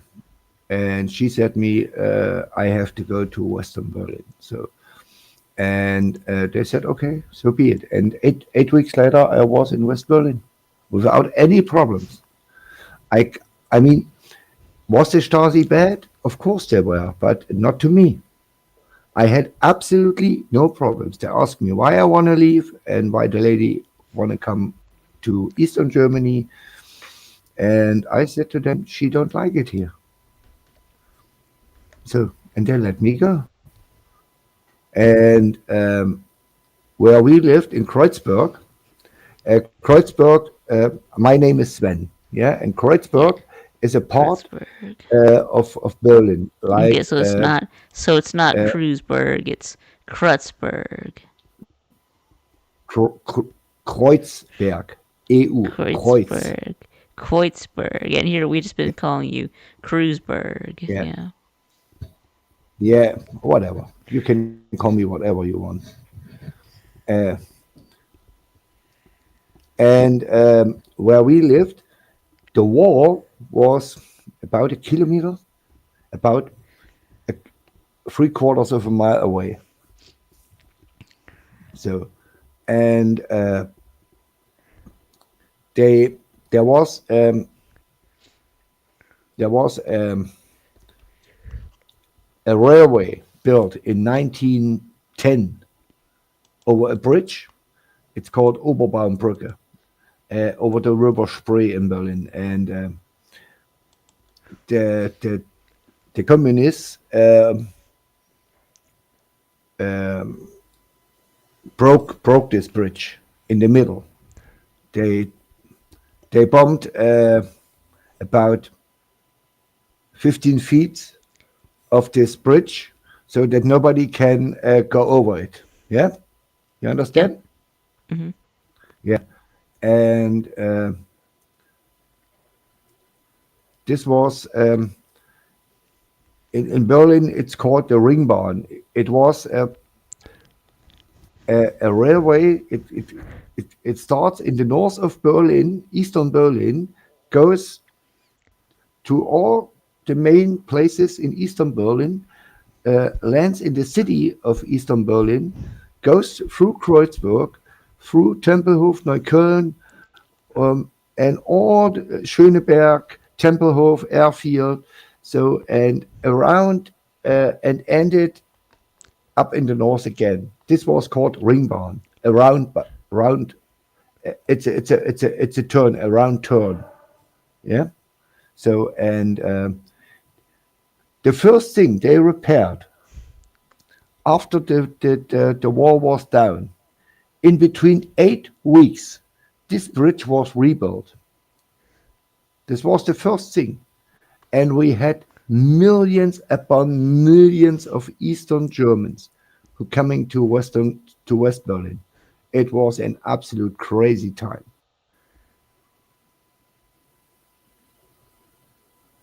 But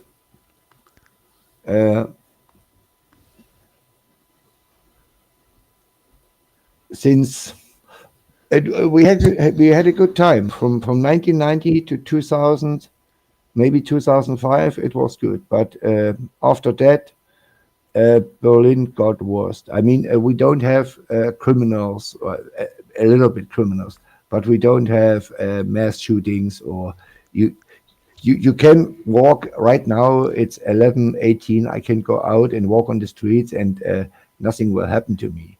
So, but the drug dealers came, and the Russian mafia came, and the Albanian mafia came. Oh, y'all got Russian mafia in Berlin? And of course, you have two in Atlanta.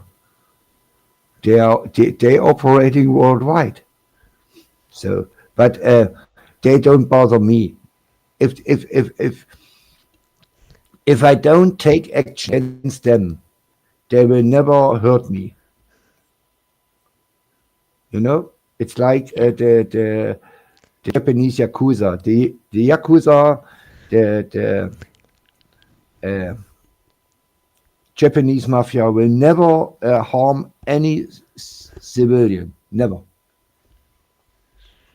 If you don't do anything against them, they will not harm you.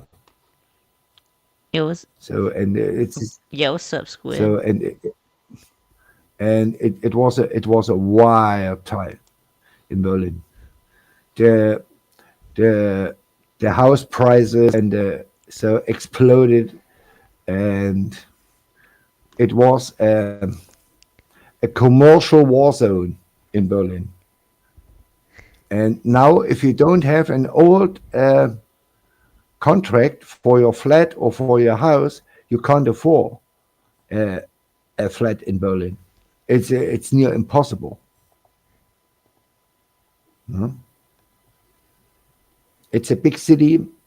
In central Berlin, we have 3.5, 4 million people, but with the suburbs, what all counts to Berlin, we have 6.5 million people.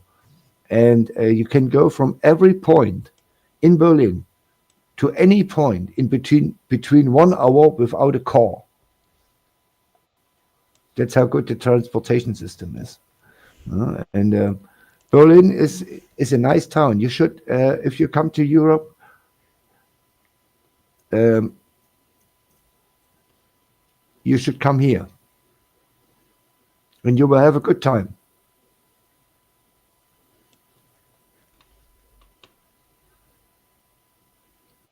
But to live here, you need, I mean, if you're new in Berlin, you need at least $3,000 for 1 month.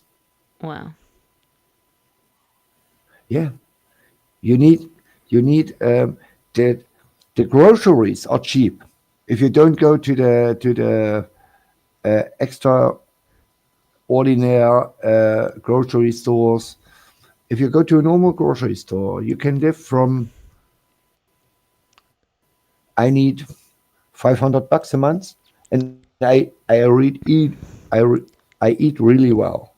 Yesterday we had salmon and curry rice, and today we made chicken with mushrooms and noodles.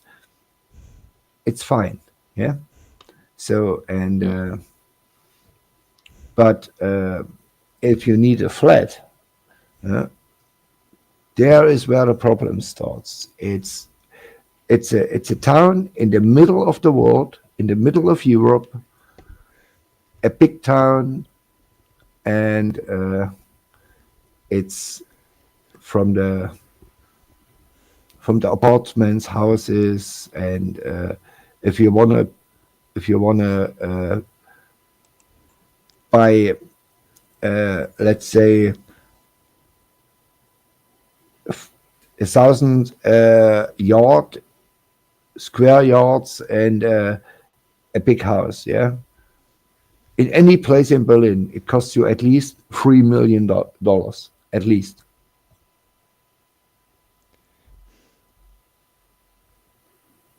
There's no way you get 1,000 square yards and a house with maybe 10 rooms under $3 million. There's no way.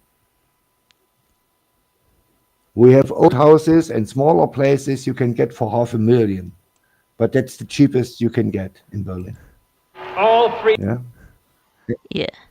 And that's why most of the people in Berlin, like me, who are not millionaires, like Vic too, we live in normal apartments. We can't afford houses. Yeah. You are a billionaire, huh? Vic, a millionaire or billionaire? Nah. I'm not either one. Yeah, you watch we're gonna do the when JFK said the "Ich bin ein Berliner." Yeah. Free men, wherever they may live, Ich are bin ein citizens of Berlin. Berliner. And therefore, as a free man, I take pride in the words, Ich bin ein Berliner. Ein Berliner. All three. And he said it right. Ich bin ein Berliner. Ich bin ein Berliner. Yeah. Berliner, not Berliner. Berliner. I. That's absolutely 100% right, Vic.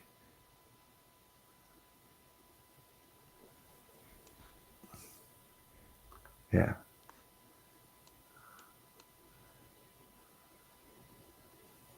Did you know that some presidents played football and and hoops? I did. Yes, Yeah. I did know that. Yeah.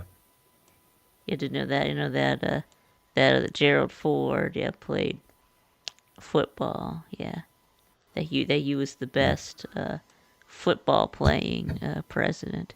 And you know that Abraham Lincoln is in the Wrestling Hall of Fame. Yeah.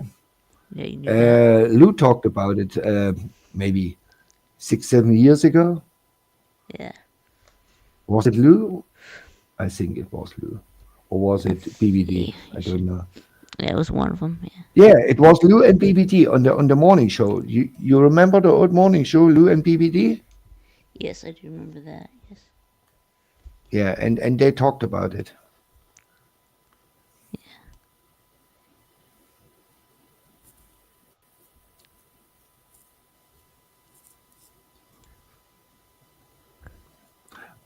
What for me is important is that American presidents don't start wars.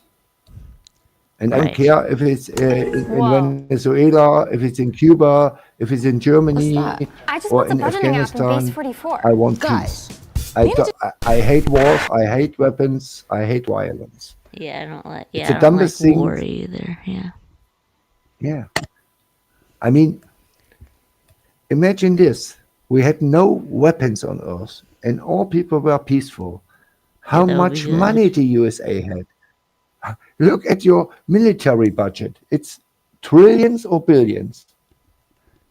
Yeah, but you get trillions. It's a lot of money.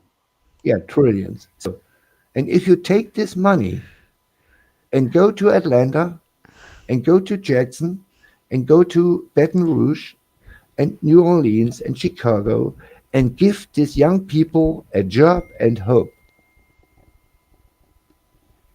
how much better would the world be? Yeah, it would be. I It don't would be get a it. lot better. Yeah. Yeah, I don't Yeah, know but either. I'm a normal idiot.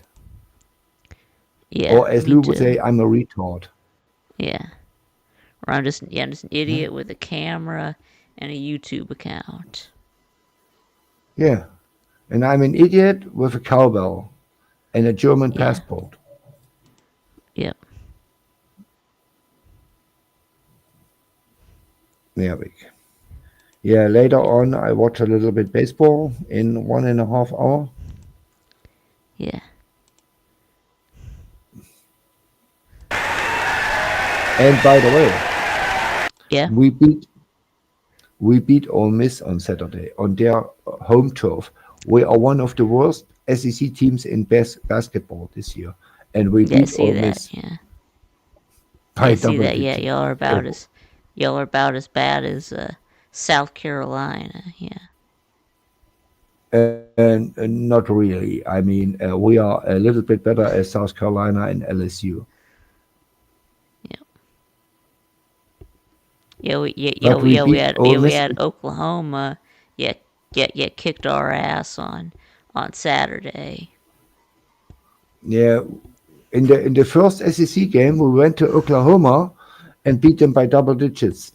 The next day, they went to Texas and beat Texas ass. And I was wondering, what in the absolute hell is going on here? Mississippi State is beating down the Big 12.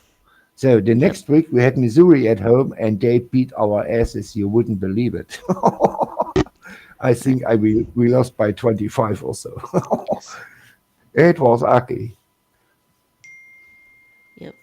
But anyway, I mean, we made the tournament 4 years in a row, and this year there's no way. But we beat Ole Miss in every sport outside of football. Yeah. And that's important.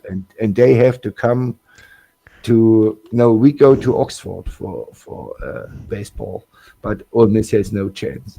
They have absolutely no chance to beat us. No chance. There's no way. There's no way in hell they beat us. All right. They are not good enough. They have one pitcher, Elliott, who's a first-round pick, but the rest is trash. Right. Anyway, I don't want to disturb you. You want to show us something?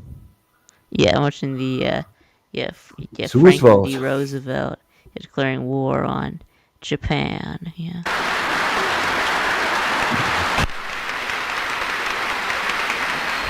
Senators and representatives, I have the distinguished honor of presenting the President of the United States.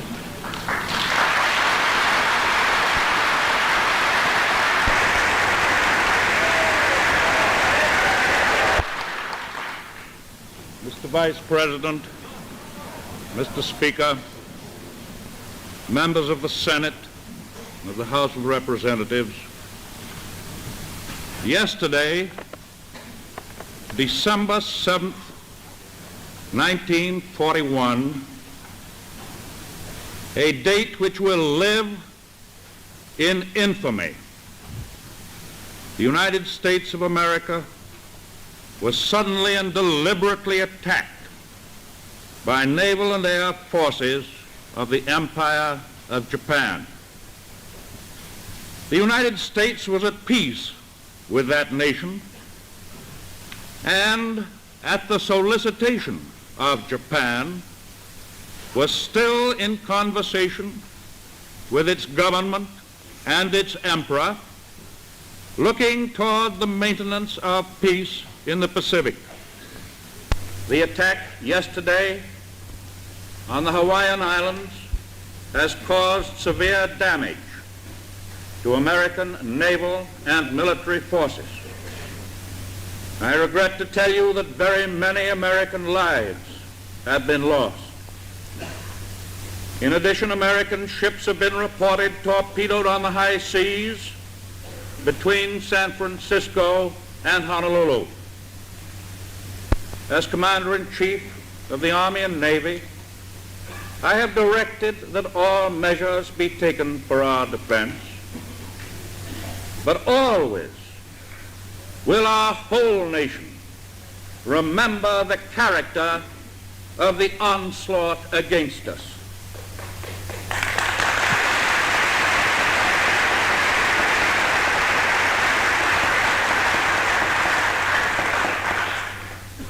No matter how long it may take us to overcome this premeditated invasion, the American people in their righteous might will win through to absolute victory.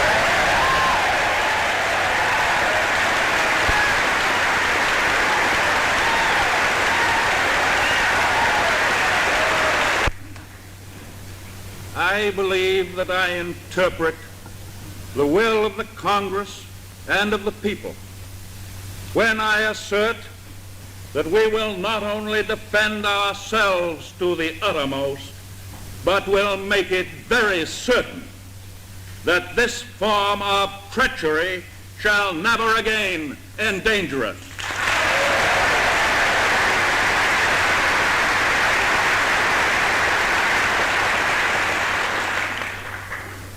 Hostilities exist. There is no blinking at the fact that our people, our territory, and our interests are in grave danger. With confidence in our armed forces, with the unbounding determination of our people, we will gain the inevitable triumph. So help us God.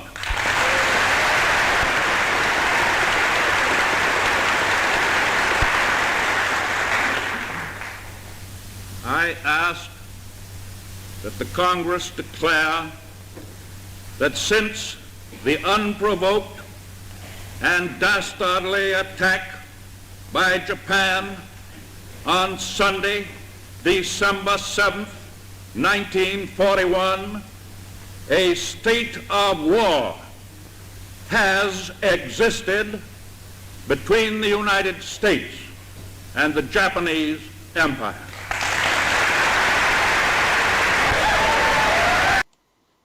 Yep.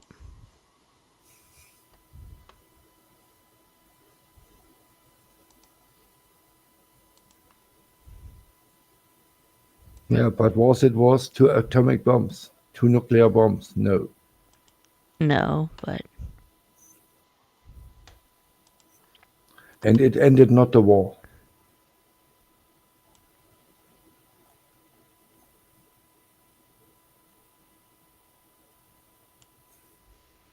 Anyway. Yep. War is always sad, Vic. Yeah, it is. It costs money, it costs life. There's nothing to gain from. For a normal guy like me, you, or Squid, or Lou, or BA, or TK, there's nothing to gain for us. Nope. 10, 15 people making money of war. out of wars. Yeah, they sell the weapons, they sell the stuff, and they're making the money, and you have to pay the bill. Yep. It's sad.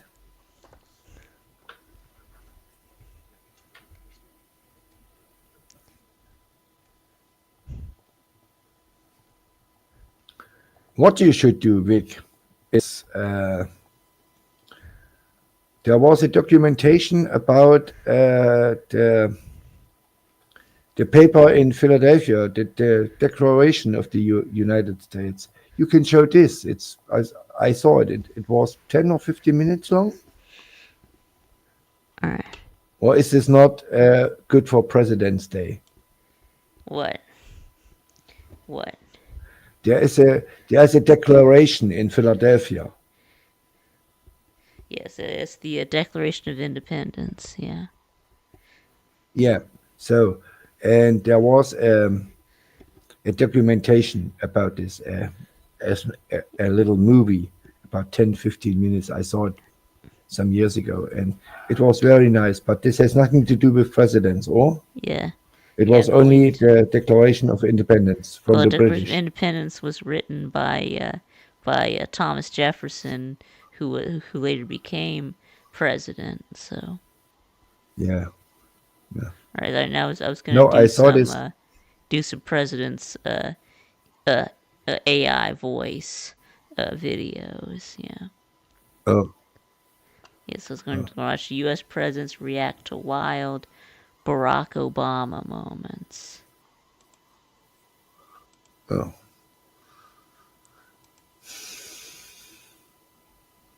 All right, let's do it. This is what would happen to your body if you ate mood sleep gummies every day. Day 1, you take your first... All right, boys, we're back with another banger. Well, what are we doing today, Mr. Donald? Today we're reacting to some Obama moments. My time has come, huh? Yes, it has, my friend. Well, before this video starts, make sure to smash the like button, subscribe, and leave a nice comment. Good shit, Joe. Let's get into it. Oh, wait. They had a football prediction for the NFL. You remember this one? Yeah, where's that girl going? Huh? What would you say? What'd you say? I said there was a series of predictions from Trump, Obama, Bush, and Clinton. Yes, yeah, I to saw NFL that. games. This was nice. ECPK. This was nice. It's ECPK Productions. Yeah. I don't know. Yeah, it's the new. But I watched it every week. It was nice. Yeah, I do. Oh yeah, I do too. Yeah. Yeah.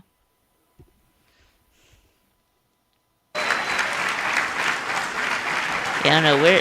Yo, where's she almost fell. She's quite beautiful, I'll tell you that much. Joe, you have barely even seen her face, for God's sake, just her falling. That's enough for me. Huh? Anyway, let's see what happens.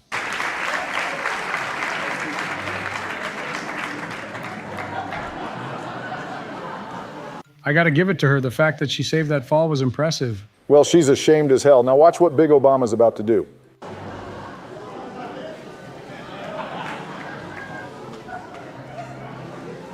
And that's how a real gentleman does it. She's not going to bang you, Obama. I'm sorry, but she isn't. What? That's obviously not what I thought about, dumbass. That's definitely what you thought about Obama. I mean, I don't blame you. We've all done it. Yeah, you two are two twisted ass people, and it shows guys holy shit. What I'm about to do now is something neither of you two could ever do. That's not true, but let's see it. Ooh. Boom, baby. What retired president have you ever seen do that? Huh? Nah, that's what I thought. For God's sake, shut up, Obama. I could do that easily. And you got a big advantage, Obama. I mean, think about it. You're what, Joe? You're a ball. You're black is what he's trying to say, Obama. What? What the hell, Donnie? What are you accusing me of? Nah, that's crazy, Joe. I thought better of you. I was about to say you're being very good at basketball. Oh, yeah, sure, buddy. Well, I'm just going to act like I didn't hear all this racism, but my three-pointer was clean as hell.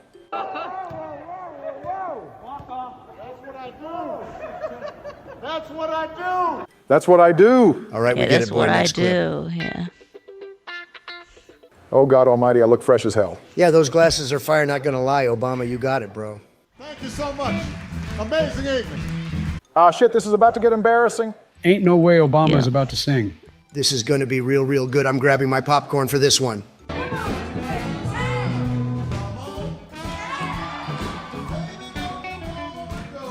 I'm not going to lie, that sounded pretty good, Obama. Thank you, Joe. Yeah, that's I'm going to be pretty good. brutally honest, Obama.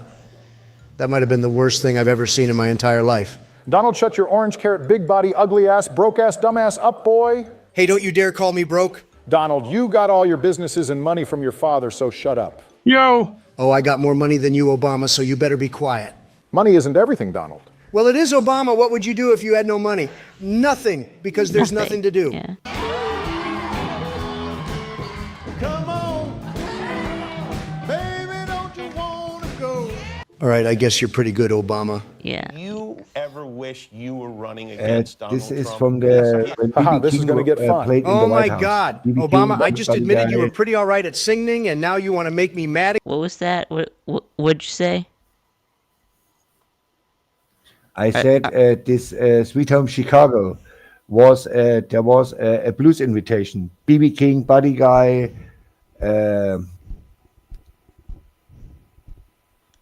Clark Jr., Joe Bonamassa. They all played in the White House, and this is where Obama sings "Sweet Home Chicago." I saw this. It was a really good concert. Again?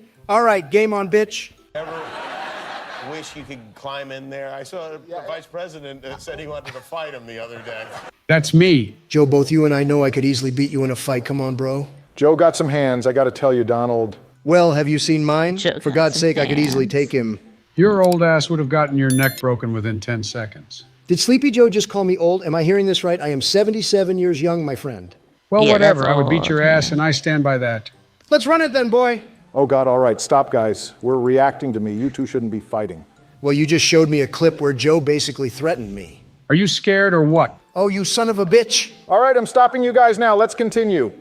Because, look, we joke about Donald Trump, but it's also because... Because what, Obama? Tell me. Because you suck Donald, that's why. Just keep watching. There is something qualitatively different about the way Trump has operated in the political sphere. I honestly didn't understand one single word you just said, Obama. Yeah, that was too much yapping for me. I guess what I meant was that you are very unprofessional, Donald. Unprofessional? Stop lying, Obama. What you like better, these or these? Hey, that's me. Joe, what the hell are you doing in this compilation? I honestly don't remember. Of course you don't. Joe, they're the same. They capture different moods. Yeah, they're This was the same. most Joe clip I've ever seen. Yeah. Homie showed the same two glasses. They capture different moods, They Donnie. were the same. Well, I heard yeah. that, but it's the same damn mood in my world. What the hell am I watching? Hey, yeah, that's me again. I don't know why Joe's in this clip as well, but all right. No, I don't care about that. I just got surprised seeing Joe Biden running. Yeah. Well, they're not really That's the sound of running. an They're more American like. local, hard at work. Want to be a part of it? Listen up. Hello.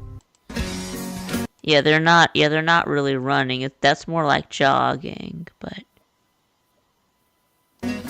See, Donnie, I'm an ultra marathon runner, for God's sake. You were probably taking water breaks between each cut. Joe, we're gasping for air between each cut. Obama, stop lying. I ran that shit like a boss.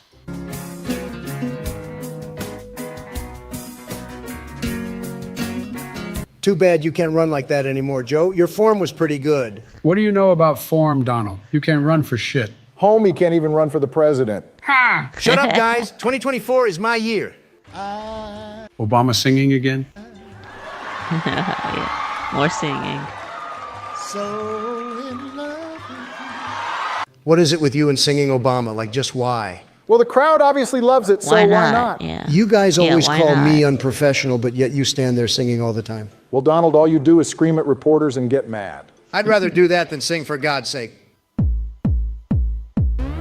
Uh-oh. Haha, what the hell is this, Obama? Are you silly, Arnold? The hell, Donald? This is obviously not me, Donald. It's pretty obvious, right? I mean, it looks pretty damn real to me, Obama. No, it's It's you. obviously No, some it's AI real. technology bullshit. No, Tell him, Joe, help me out here. No, that Keep was. watching. I gotta see more. I don't know. Nope, that's real. I'm Nope. sorry, Obama, but I It's can't stop real. laughing at this shit. It's fake Donald, right, Joe? Nope. I mean, actually, I mean, it looks like you, Obama. What? Ah, that's what I'm saying, Obama. Obama Gundam style. Obama Gundam Turn this shit off now. It's too funny, Obama. I'm sorry. style. Obama Gundam style. Oh my God, Obama, you look so dumb. Turn it off. Oh, damn, this is a classic Obama clip. I knew this was going to be in there.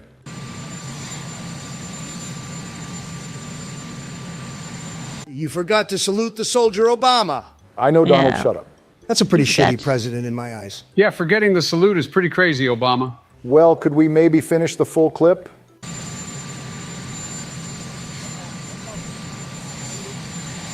Yeah. See, I came back and fixed it, so be quiet now, Yes, thanks. you did. Well, you still forgot it? Which is very You disrespectful. did. Give me a so we damn had break. to go back. So we had to go back down. Yeah. What the hell is bro doing? Look at me go, though. What the hell, Obama? Oh my God, another dance clip. You guys can't lie, though. I got the moves. I mean, come on, just watch me go. Yeah, he does. Yeah, Yeah, you do he got some does have moves the up moves. I used to be able to dance like that with my grandchildren that are 12 years old. What? Joe, that is so off topic. Why would you even say that? Yeah, I didn't ask for that information. I'm just saying.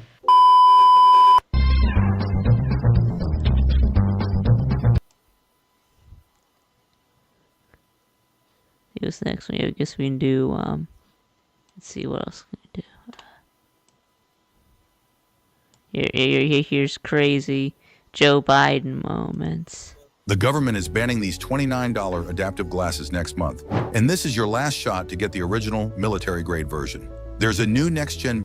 All right, fellas, welcome back to a brand new video. Damn, it's been like 2 or 3 days since we uploaded. We got to get to our schedule. Joe is right. We got to get back on the grind. Honestly, good point, Joe, for once. So what are we doing today? Today, we're doing some reacting. What are we watching today? Today, we're watching Joe Biden's biggest gaffes and weirdest moments. What? What even does the word gaffes mean? Just that Joe has done some weird shit. All right, if we react to this, we got to react to your weird moments next time. Well, there's no video for that because there are no weird Donald Trump moments, and that's just facts. Wait, before we start the video, we just want to tell you that if you want to learn how to make AI videos just like ours, you can get our $5 course where we show you everything step by step. And if you just want to make AI voices of celebrities or presidents, simply click the link in description. Whatever, start the video. But guess what? We got a lot to do. You gotta say hi to me. Oh, God, what is Joe going to do now? What I don't remember this. What the? Of course you don't. We go back a long way. She was 12, I was 30, but anyway. Whoa. What? Whoa. Joe, you seriously said this? She was just an Wow. old friend. Old friend, you were 30 and she was 12? Ah, disgusting, Joe. Why do you guys always see things in a sexual way? She was, like I said, just a friend. I don't buy it. Keep playing. This woman helped me get an awful lot done. Anyway. Yeah, I What? feel exactly like this woman is right She- now. I she don't want to helped see any you. more of this clip. She helped you get what done? I'm sick and tired of ordinary people being fleeced. I'm tired of being quiet. Where I'm sick and tired. A small compilation of Joe saying he's tired. Classic. Nice. Yeah. Did they really make a whole ass compilation of me saying I'm tired? It was obviously just a way of saying I was tired of something. I don't remember what I was talking about.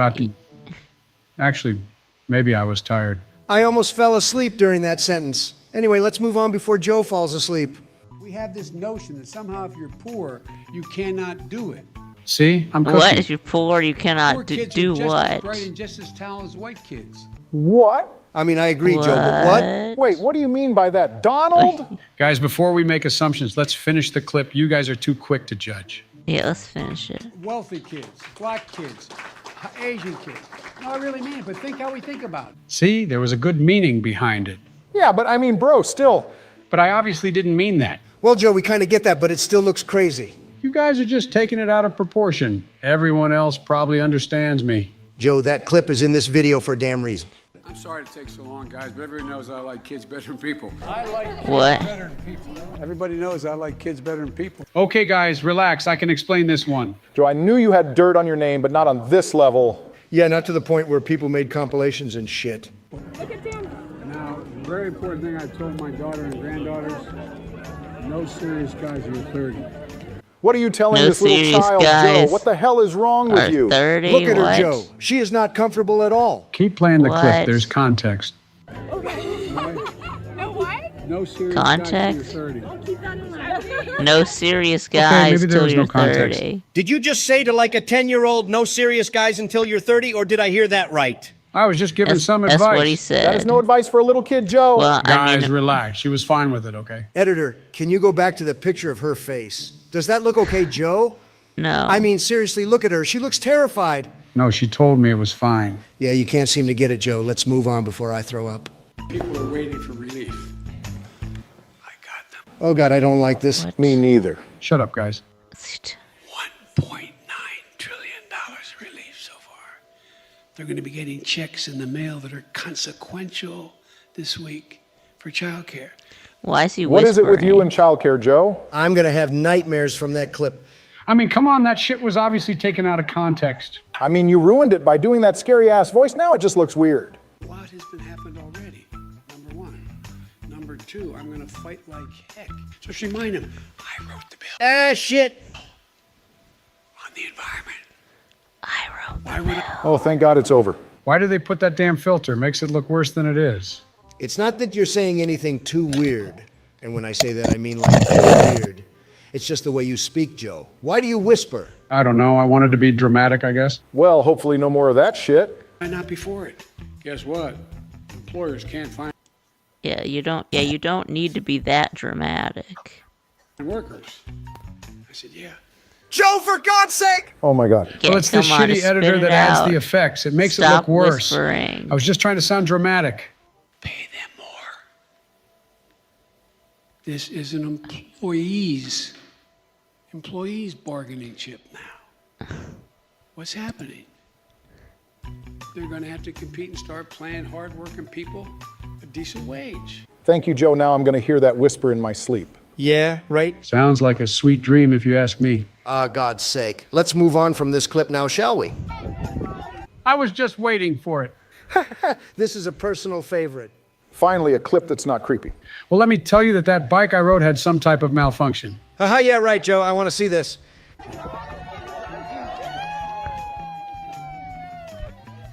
I guess where he falls off the bike. I mean, it's just beautiful. You know you're getting old when you can't even get off your bike. Well, like I damn said, that shitty-ass bike had some type of malfunction. Sleepy Joe, you was just too damn slow with your feet, buddy. You're too old. Well, that was my favorite. Did the bike have the malfunction, or did he have the malfunction? Anyway. Favorite clip so far. Haha, so funny, guys. Next time I want to see you two embarrass yourselves. Won't happen. Next clip. Your job Yes, the one is where going he, to disappear. where he falls up and the so stairs. are your friends' jobs. Yeah. Never mind. This is my favorite. Not once. Whoop. Not twice. Twice. But three times, Joe. There was probably something wrong with the airplane. The airplane? What does that have to do with the stairs? The friction and shit, it makes it like, yeah, the friction. What does the friction have to do? Whatever. Yo, what's up? Yo, what's up, white tea guy?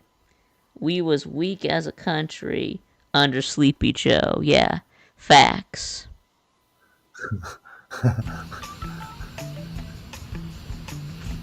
Well, he made it to the top.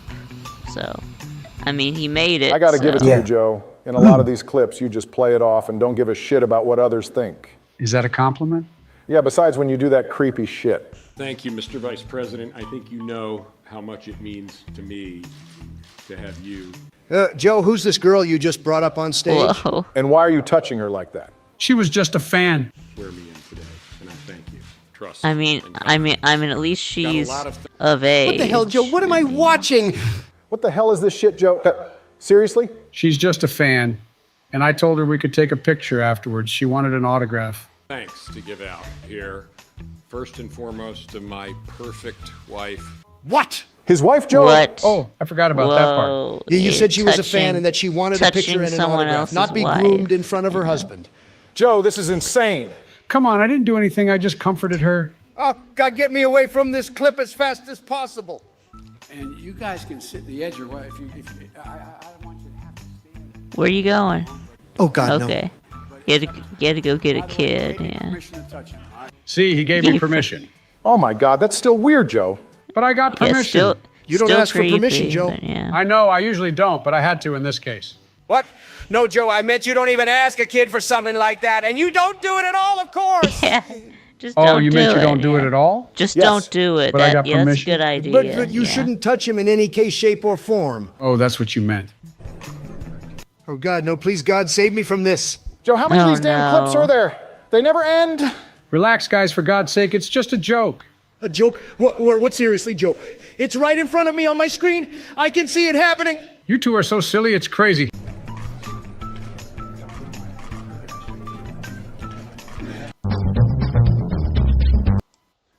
All right, now we gotta do. Here it is. Here's. All right, ladies here's and gentlemen, welcome back to a... crazy Biden moments. Looking for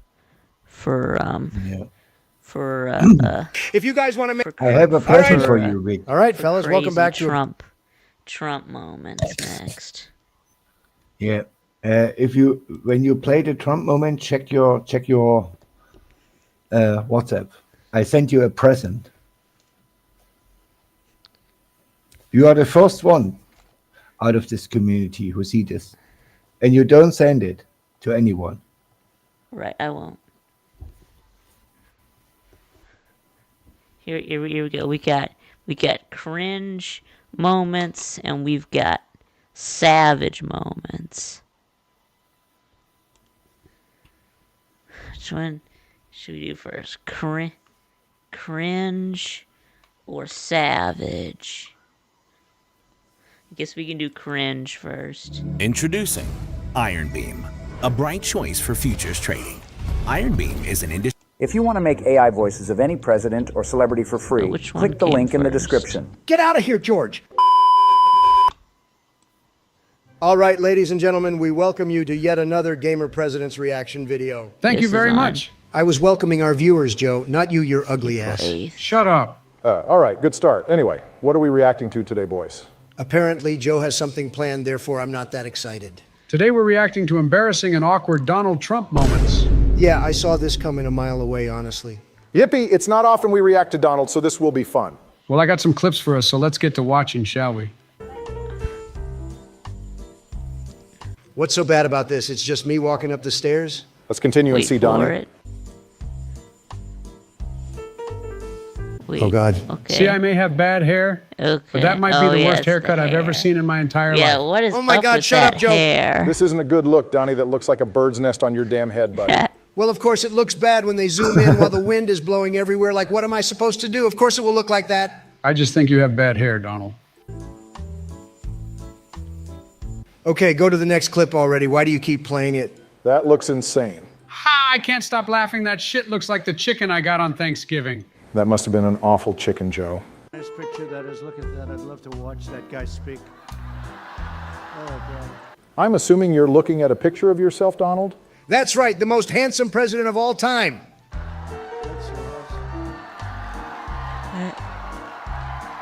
Well, this isn't a good look after last clip. Not so handsome anymore. Well, last clip was probably photoshopped or some shit. No, it wasn't, Donald. Shut up. I mean, you can clearly see from this point of view that my hair is great. Well, remove one little piece of hair and you can see a whole bald-ass head. Shut your ugly ass up, Joey boy. That's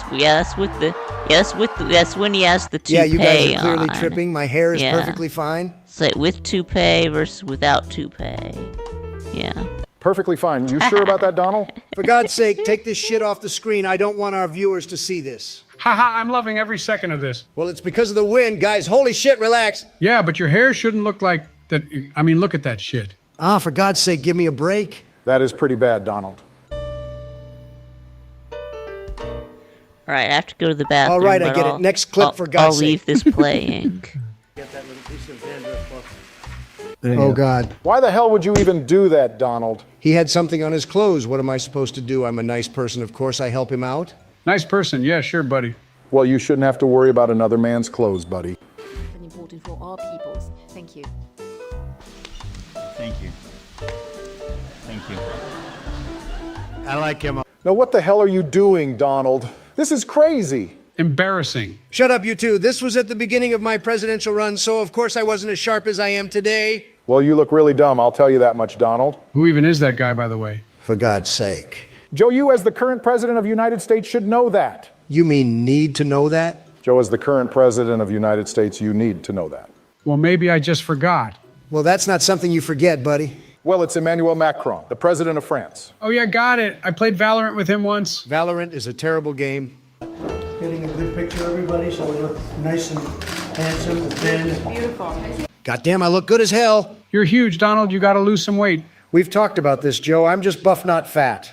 You can't keep using that excuse, Donald. It's not an excuse, damn it. I do 500 push-ups a day. I'm willing to bet my own wife that that's not true. I don't want that ugly girl anyway. What?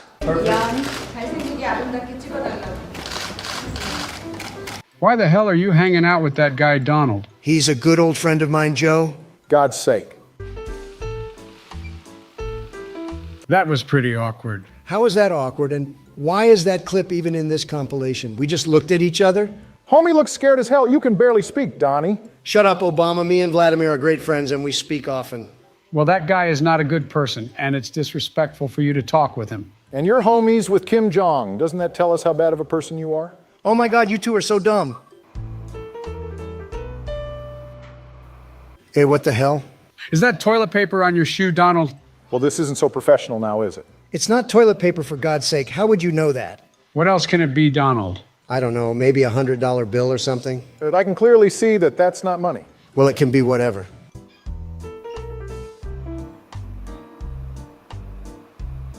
Now, I'm convinced that's definitely toilet paper. I think you took a shit and forgot to flush the paper. Ew, that's disgusting. Oh my God, you two are so damn degenerate, it's honestly absurd. I love this guy right here. Let me give this guy. Yo, that's my boy Kanye West. I love this guy right here. Donald, why are your handshakes so stiff and awkward? Joe, you try dapping up a black rapper like that, and I can guarantee you that yours will be worse than mine. Fair enough. What did you say? No, not any more damn plane clips, come on. The stairs to the plane clips are the funniest, though. Well, at least I didn't fall like 5 times like you, Joey boy. Damn, he got you there. Shut up.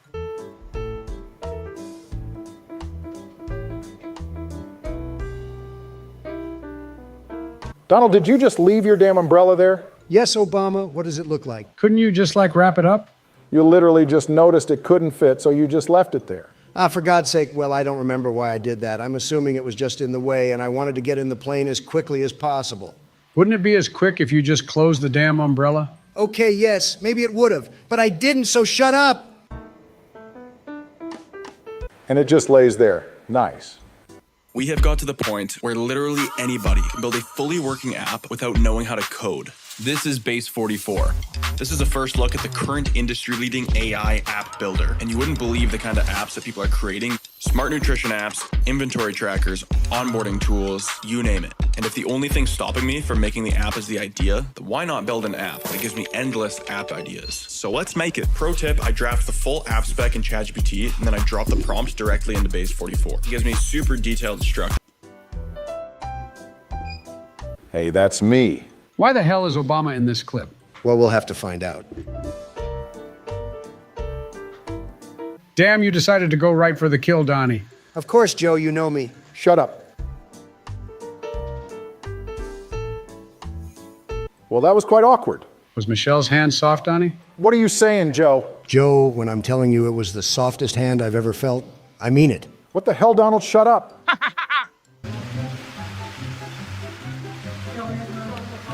Here we go with more weird handshakes. Donald, you really are terrible at handshakes, aren't you? No, I'm not, Joe. Shut up. My handshakes are the best. Well, let's see this shit.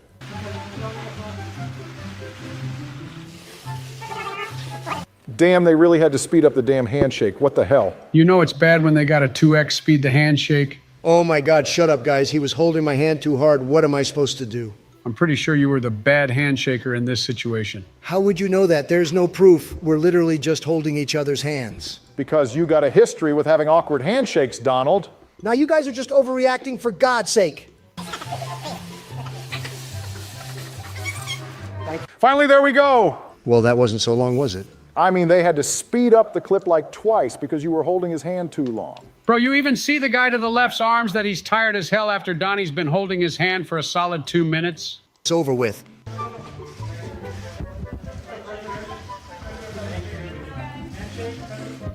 Bro, they even asked you and you were like, hell nah.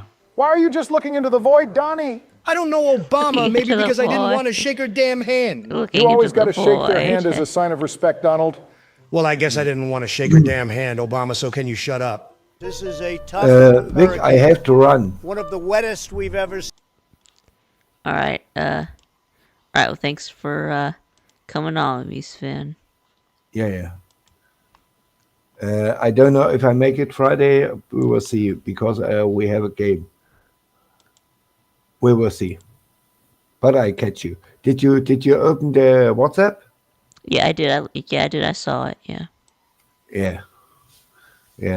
We had new snow and 23 degrees. It's from about 10 hours ago. And I walked with home and it was freaking cold. And we went into a little bar and on the window we took a picture because the lighting was not good. And I thought I sent Vic a photo. Yeah. Okay, Vic. Chad, take care. Catch you all later. Alright, bye, Sven.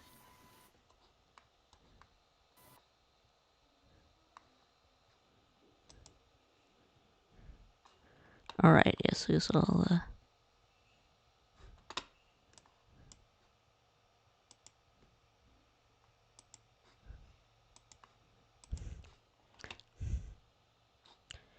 Okay, so we're almost there. Let's see about Seen from the standpoint of what. Why the hell did you say it like that? I mean, it What was is the that wettest we've hurricane seen we've seen. Bro, from why the can't you just say the standpoint worst hurricane of we've ever water. seen instead of wettest? Well, I felt like saying that, so why not? It sounds kind of dirty, Donald. I don't know. Well, if you keep talking, I'm going to do something real dirty to your damn wife, Joey boy.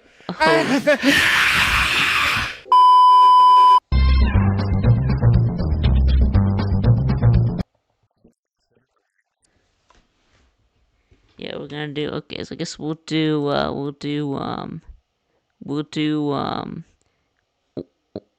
wild bush moments. Yeah, and then we'll go ahead and bring it home. So. All right, boys. So if you want to make voices just like the gamer presidents, all you got to do is click the link below this video. Get out of here, Peter! Oh, finally. Now just shut up so I can do the intro of this video. So guys, today we're going to react to George Bush's best moments. Why don't you guys react to my best moments? Yeah, they Because got you Trump's never had voice. any. Now let's react. Yeah, they got Trump's voice. No, Bush, I am messed not a up. single mom to 2 children. What kind of question is even that? I thought I was a single mom to 2 children. At least let me finish, dude. Which is the toughest job in America as far as I'm concerned. Wait, how does he knows that it is the toughest job? Has he been a single mother? You know what? Let's move on to the next clip. You guys have just messed up my brain cells. At least you got brain cells. Joe is lacking those as well. Hey, this is not true. Let's react to this next clip. Those who think that they can say we're only going to have a stimulus package, but let's forget tax relief, underestimate. What the heck was that, Bush? I never knew you wanted to be like Sleepy Joe. At least someone is trying to be me. I accidentally said that no one actually wants to be like Joe. Just making sure you're paying attention. No, Bush, you are just covering up for your mistake. Yes, he thought he could get smooth with it. What else do you think I was doing? I know the human being and fish can coexist peacefully. Now, even I don't make such confusing statements. What do you mean fish and humans can coexist peacefully? Guys, he must have been high on tax money at that time. This has been taken out of context, guys. Trust me, you would want to... Now, whatever. We are watching the next clip. Responses have got to end in order for us to get the framework, the groundwork to discuss a framework. Why is Bro speaking in math groundwork? I never knew that someone could make more confusing statements than me. You know what? Obama was right about Bush being high on tax money. They were fighting evil with good. The only thing evil I see is Bush himself. What is he even talking about? Hey, I'm not that bad, Sleepy Joe. And one way to fight evil with good is you can help by writing letters to boys and girls your age. What do you mean by writing letters to boys and girls your age? Well, at least he's writing them. Yeah, how am I supposed to find boys and girls my age At now? least he's writing them to people his age, I mean. You are right, Biden, because you look as if you are a century old. I was addressing those kids at that time, you all. You need to chill. And so, in my State of the Union, or my speech to the nation, whatever you want to call it, speech to the nation.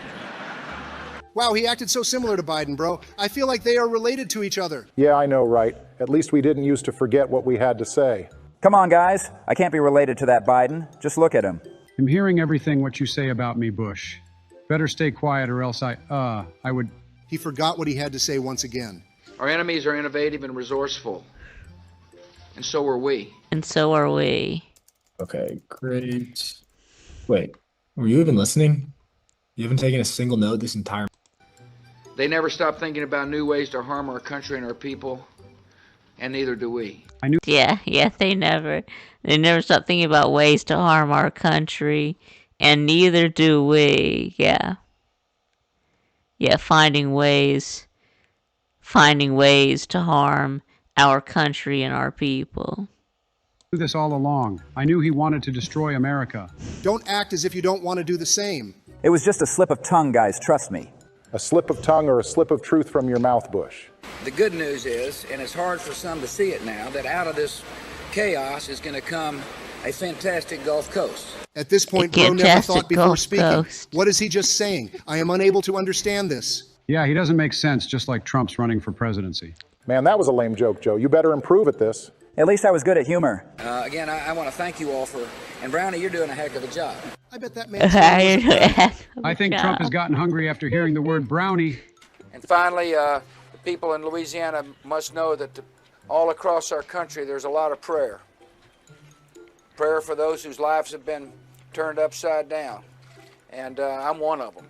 Wow, imagine a president saying this. You had the best life back in the day, Bush. Why did you use to lie to the people? You do know how miserable it is when you can't play golf for 2 days straight. One thing that is miserable for me is when I forget what I'm saying mid-sentence. Joe who? Who what? Who even asked you to tell that? Ha ha ha ha. That was a good one, Obama. What? Bro thought he could become LeBron James like that. Man, the amount of embarrassing things that happened to this guy is insane. I think you are forgetting Joe in your list. He had the most embarrassing moments. Yeah, we might have to make a reaction video on his embarrassing moments as well. One of the things I've used on the Google is to pull up maps. Why did you use it to pull up maps, Bush? Google to pull I do up got maps. a lot of non-family friendly things to say here. You better not say it on this channel. Oh, wow, you can also use maps on Google? Bro, how did this guy even become the president of America, and not me? Governor, thank you very much. I am here to make an announcement that this Thursday, ticket counters and airplanes will fly out of Ronald Reagan Airport. Wait, how would ticket counters even fly unless someone steals them? I don't think that this guy was in his senses at all. And you all think that I am not in my senses. It was just a humorous statement, you idiots. Bro, just find me humor in that, please. Man had an idea. He didn't like the way the cotton shirts that he wore absorbed, his bodily fluids when he... Yeah, what's up? Yeah, what's up, exploring? With Ben and Sam. Yeah, we're watching, crazy, George W. Bush moments. Yeah, on our President's Day, stream.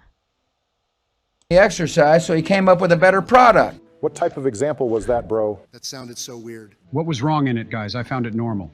Yeah, it's because you and Bush are so similar in giving bad examples. Don't compare me with Joe, please. I am much better than him. Oh, really? That was really mean, Bush. Last night, Jeb and I had some crabs. And some crabs. Looked like members of the 1972 Miami Dolphins. Who even asked this from you, Bush? Yeah, I guess Bush used to be the CEO of yapping corporations. Yeah, Trump is the CEO of yapping corporations. Shut your mouth up, Joe. I will literally knock you out in one punch. Hey, I was just trying to cheer the people up there by telling them something different. They were only getting bored by you, Bush. Dan Marino and his really dynamic wife. Now, this dude was really tripping back in the day. What do you mean by dynamic wife? How did he not get punched by that dude for saying that? I wouldn't make a comment. Dan Marino has a dynamic wife. Yeah. Comment on this statement of mine. TV stars, Andy Garcia. Why would you take Andy Garcia's name like that? This dude is hella sus. Oh, come on. I was just taking his name. Stop picking on me. It's just a fact. I met an onion grower today at the airport when I arrived. Bush, you do know that someone who grows onions is called a farmer. You Come on, met an dude, I onion have really started to grower. feel that your IQ is below the IQ of a third grader. And he said, you got to help me find people that'll pull onions, pluck them, or whatever you do with them, you know. This guy is just so bad at making up fake stories. He should learn something from Trump. Shut up, Obama. I never made up any fake story. Do you all actually think that I would be making up stories on live television as a president? Yeah, we do. Now let's react to any other Yes, stories that I you have do. made up. Just seems like I was here yesterday. I was. Kinda. I would really start to lose my brain How- cells if I how keep were on you reacting to this kind dude. Wait, so you got brain cells too, Joe? I didn't know that Joe could joke so well. There was wisdom behind my speeches. Your pesky little minds can't grasp over it. I think tide turning, as I remember, I was raised in the desert, but tides kind of turn, it's easy to see a tide turn. What kind of desert were you raised at Bush? The place I was raised at was like a desert to me. Oh, I meant a desert to me. He probably had got some sand in his head when he was a kid. Watch your tongue, Sleepy Joe. I really don't want to make you sleep forever. Knock it off, you both. Let's see what else Bush had to say. Did I say those words? There is no way he accidentally said that. It was purely intentional. Yeah, he was acting as if he didn't want to say that. Guys, there is a thing called humor. You all should learn more about this word. Don't tell me that you were trying to joke Bush. That was such a lame joke. It just went above the heads of you all. People say, how can I help on this war against terror? How can I fight evil? You can do so by mentoring a child. Why are his speeches so random? How can you stop terror by mentoring a child? You can stop You see, terror Donald, you need to connect by the dots and make mentoring sense a of it. child. Who do you think we are, Sherlock Holmes? Who's that? Does he sell homes? By going into a shut-in's house and say, I love you. I love you, Donald. Oh, get away from me, you musty old dude. No way he just called Joe a musty old dude. This society of ours is going to change one heart, one soul, one conscience at a time, because thousands of our fellow citizens are loving a neighbor just like they'd like to be loved themselves. Why is everything getting about love? I don't really like where this is going. Most of the new jobs in America are created by the small business sector, and our entrepreneurs are doing well. We got the best workforce in America, in the world. Bro actually behaves like a bot. Yeah, imagine if he was a bot all of the time and was just fooling all of us. Hey, I am a real dude. Everyone makes mistakes in their speeches. This isn't even something special. Now, there may be some tough times here in America, but this country's gone through tough times before, and we're going to do it again. No way. Did he just say that he is going to destroy it again? I think this is what he meant by He that. said, But I thought I was trying to do that. tough Oh, I meant times Bush tried to do again. that. I accidentally said that. I didn't mean to say anything like that. Appreciation for different aspects of our relationship. A very quick follow-up, if I Thank may. you all very much. No, you may not. Thank you, sir. Door won't open. How about that follow-up, sir? I was trying to escape. It didn't work. Haha, this got to be the funniest one yet. Dude really said that he was trying to escape from them. Even I would have known the exit. Don't make a fuss about this. Mistakes like this do happen. I didn't feel embarrassed at all. I don't know about you, but if we react more to your best moments, then we would surely get more embarrassed, so it is better to end the video now. Guys, comment down below who is the best president of the United States among us. Among Us the game? That game is almost dead, just like you, Joe. Guys, like and subscribe. Yeah, among the four of them, yeah, gotta be Obama.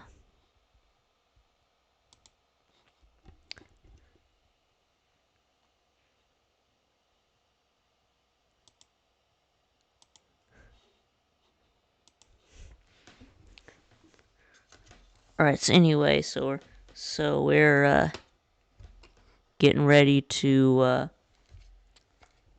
wrap up the stream here.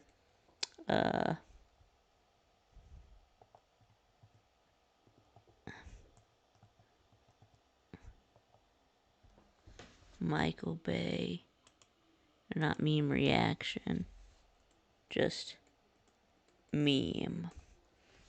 Okay, so of course I will be back on Wednesday for the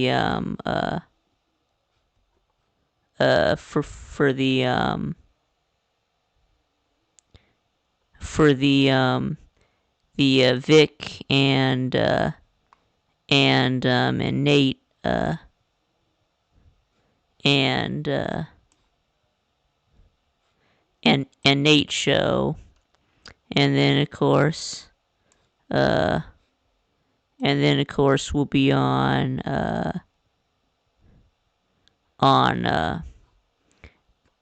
Friday for the VicTube show. But anyway, so yeah, let's go ahead and close it out with this. Cloud is an electric bidet seat that fully replaces your pre-existing toilet seat. It has a performance. One question, Mr. President. We just got information that Donald Trump won by 1 vote. Mr. President. Okay, never mind. That's not it.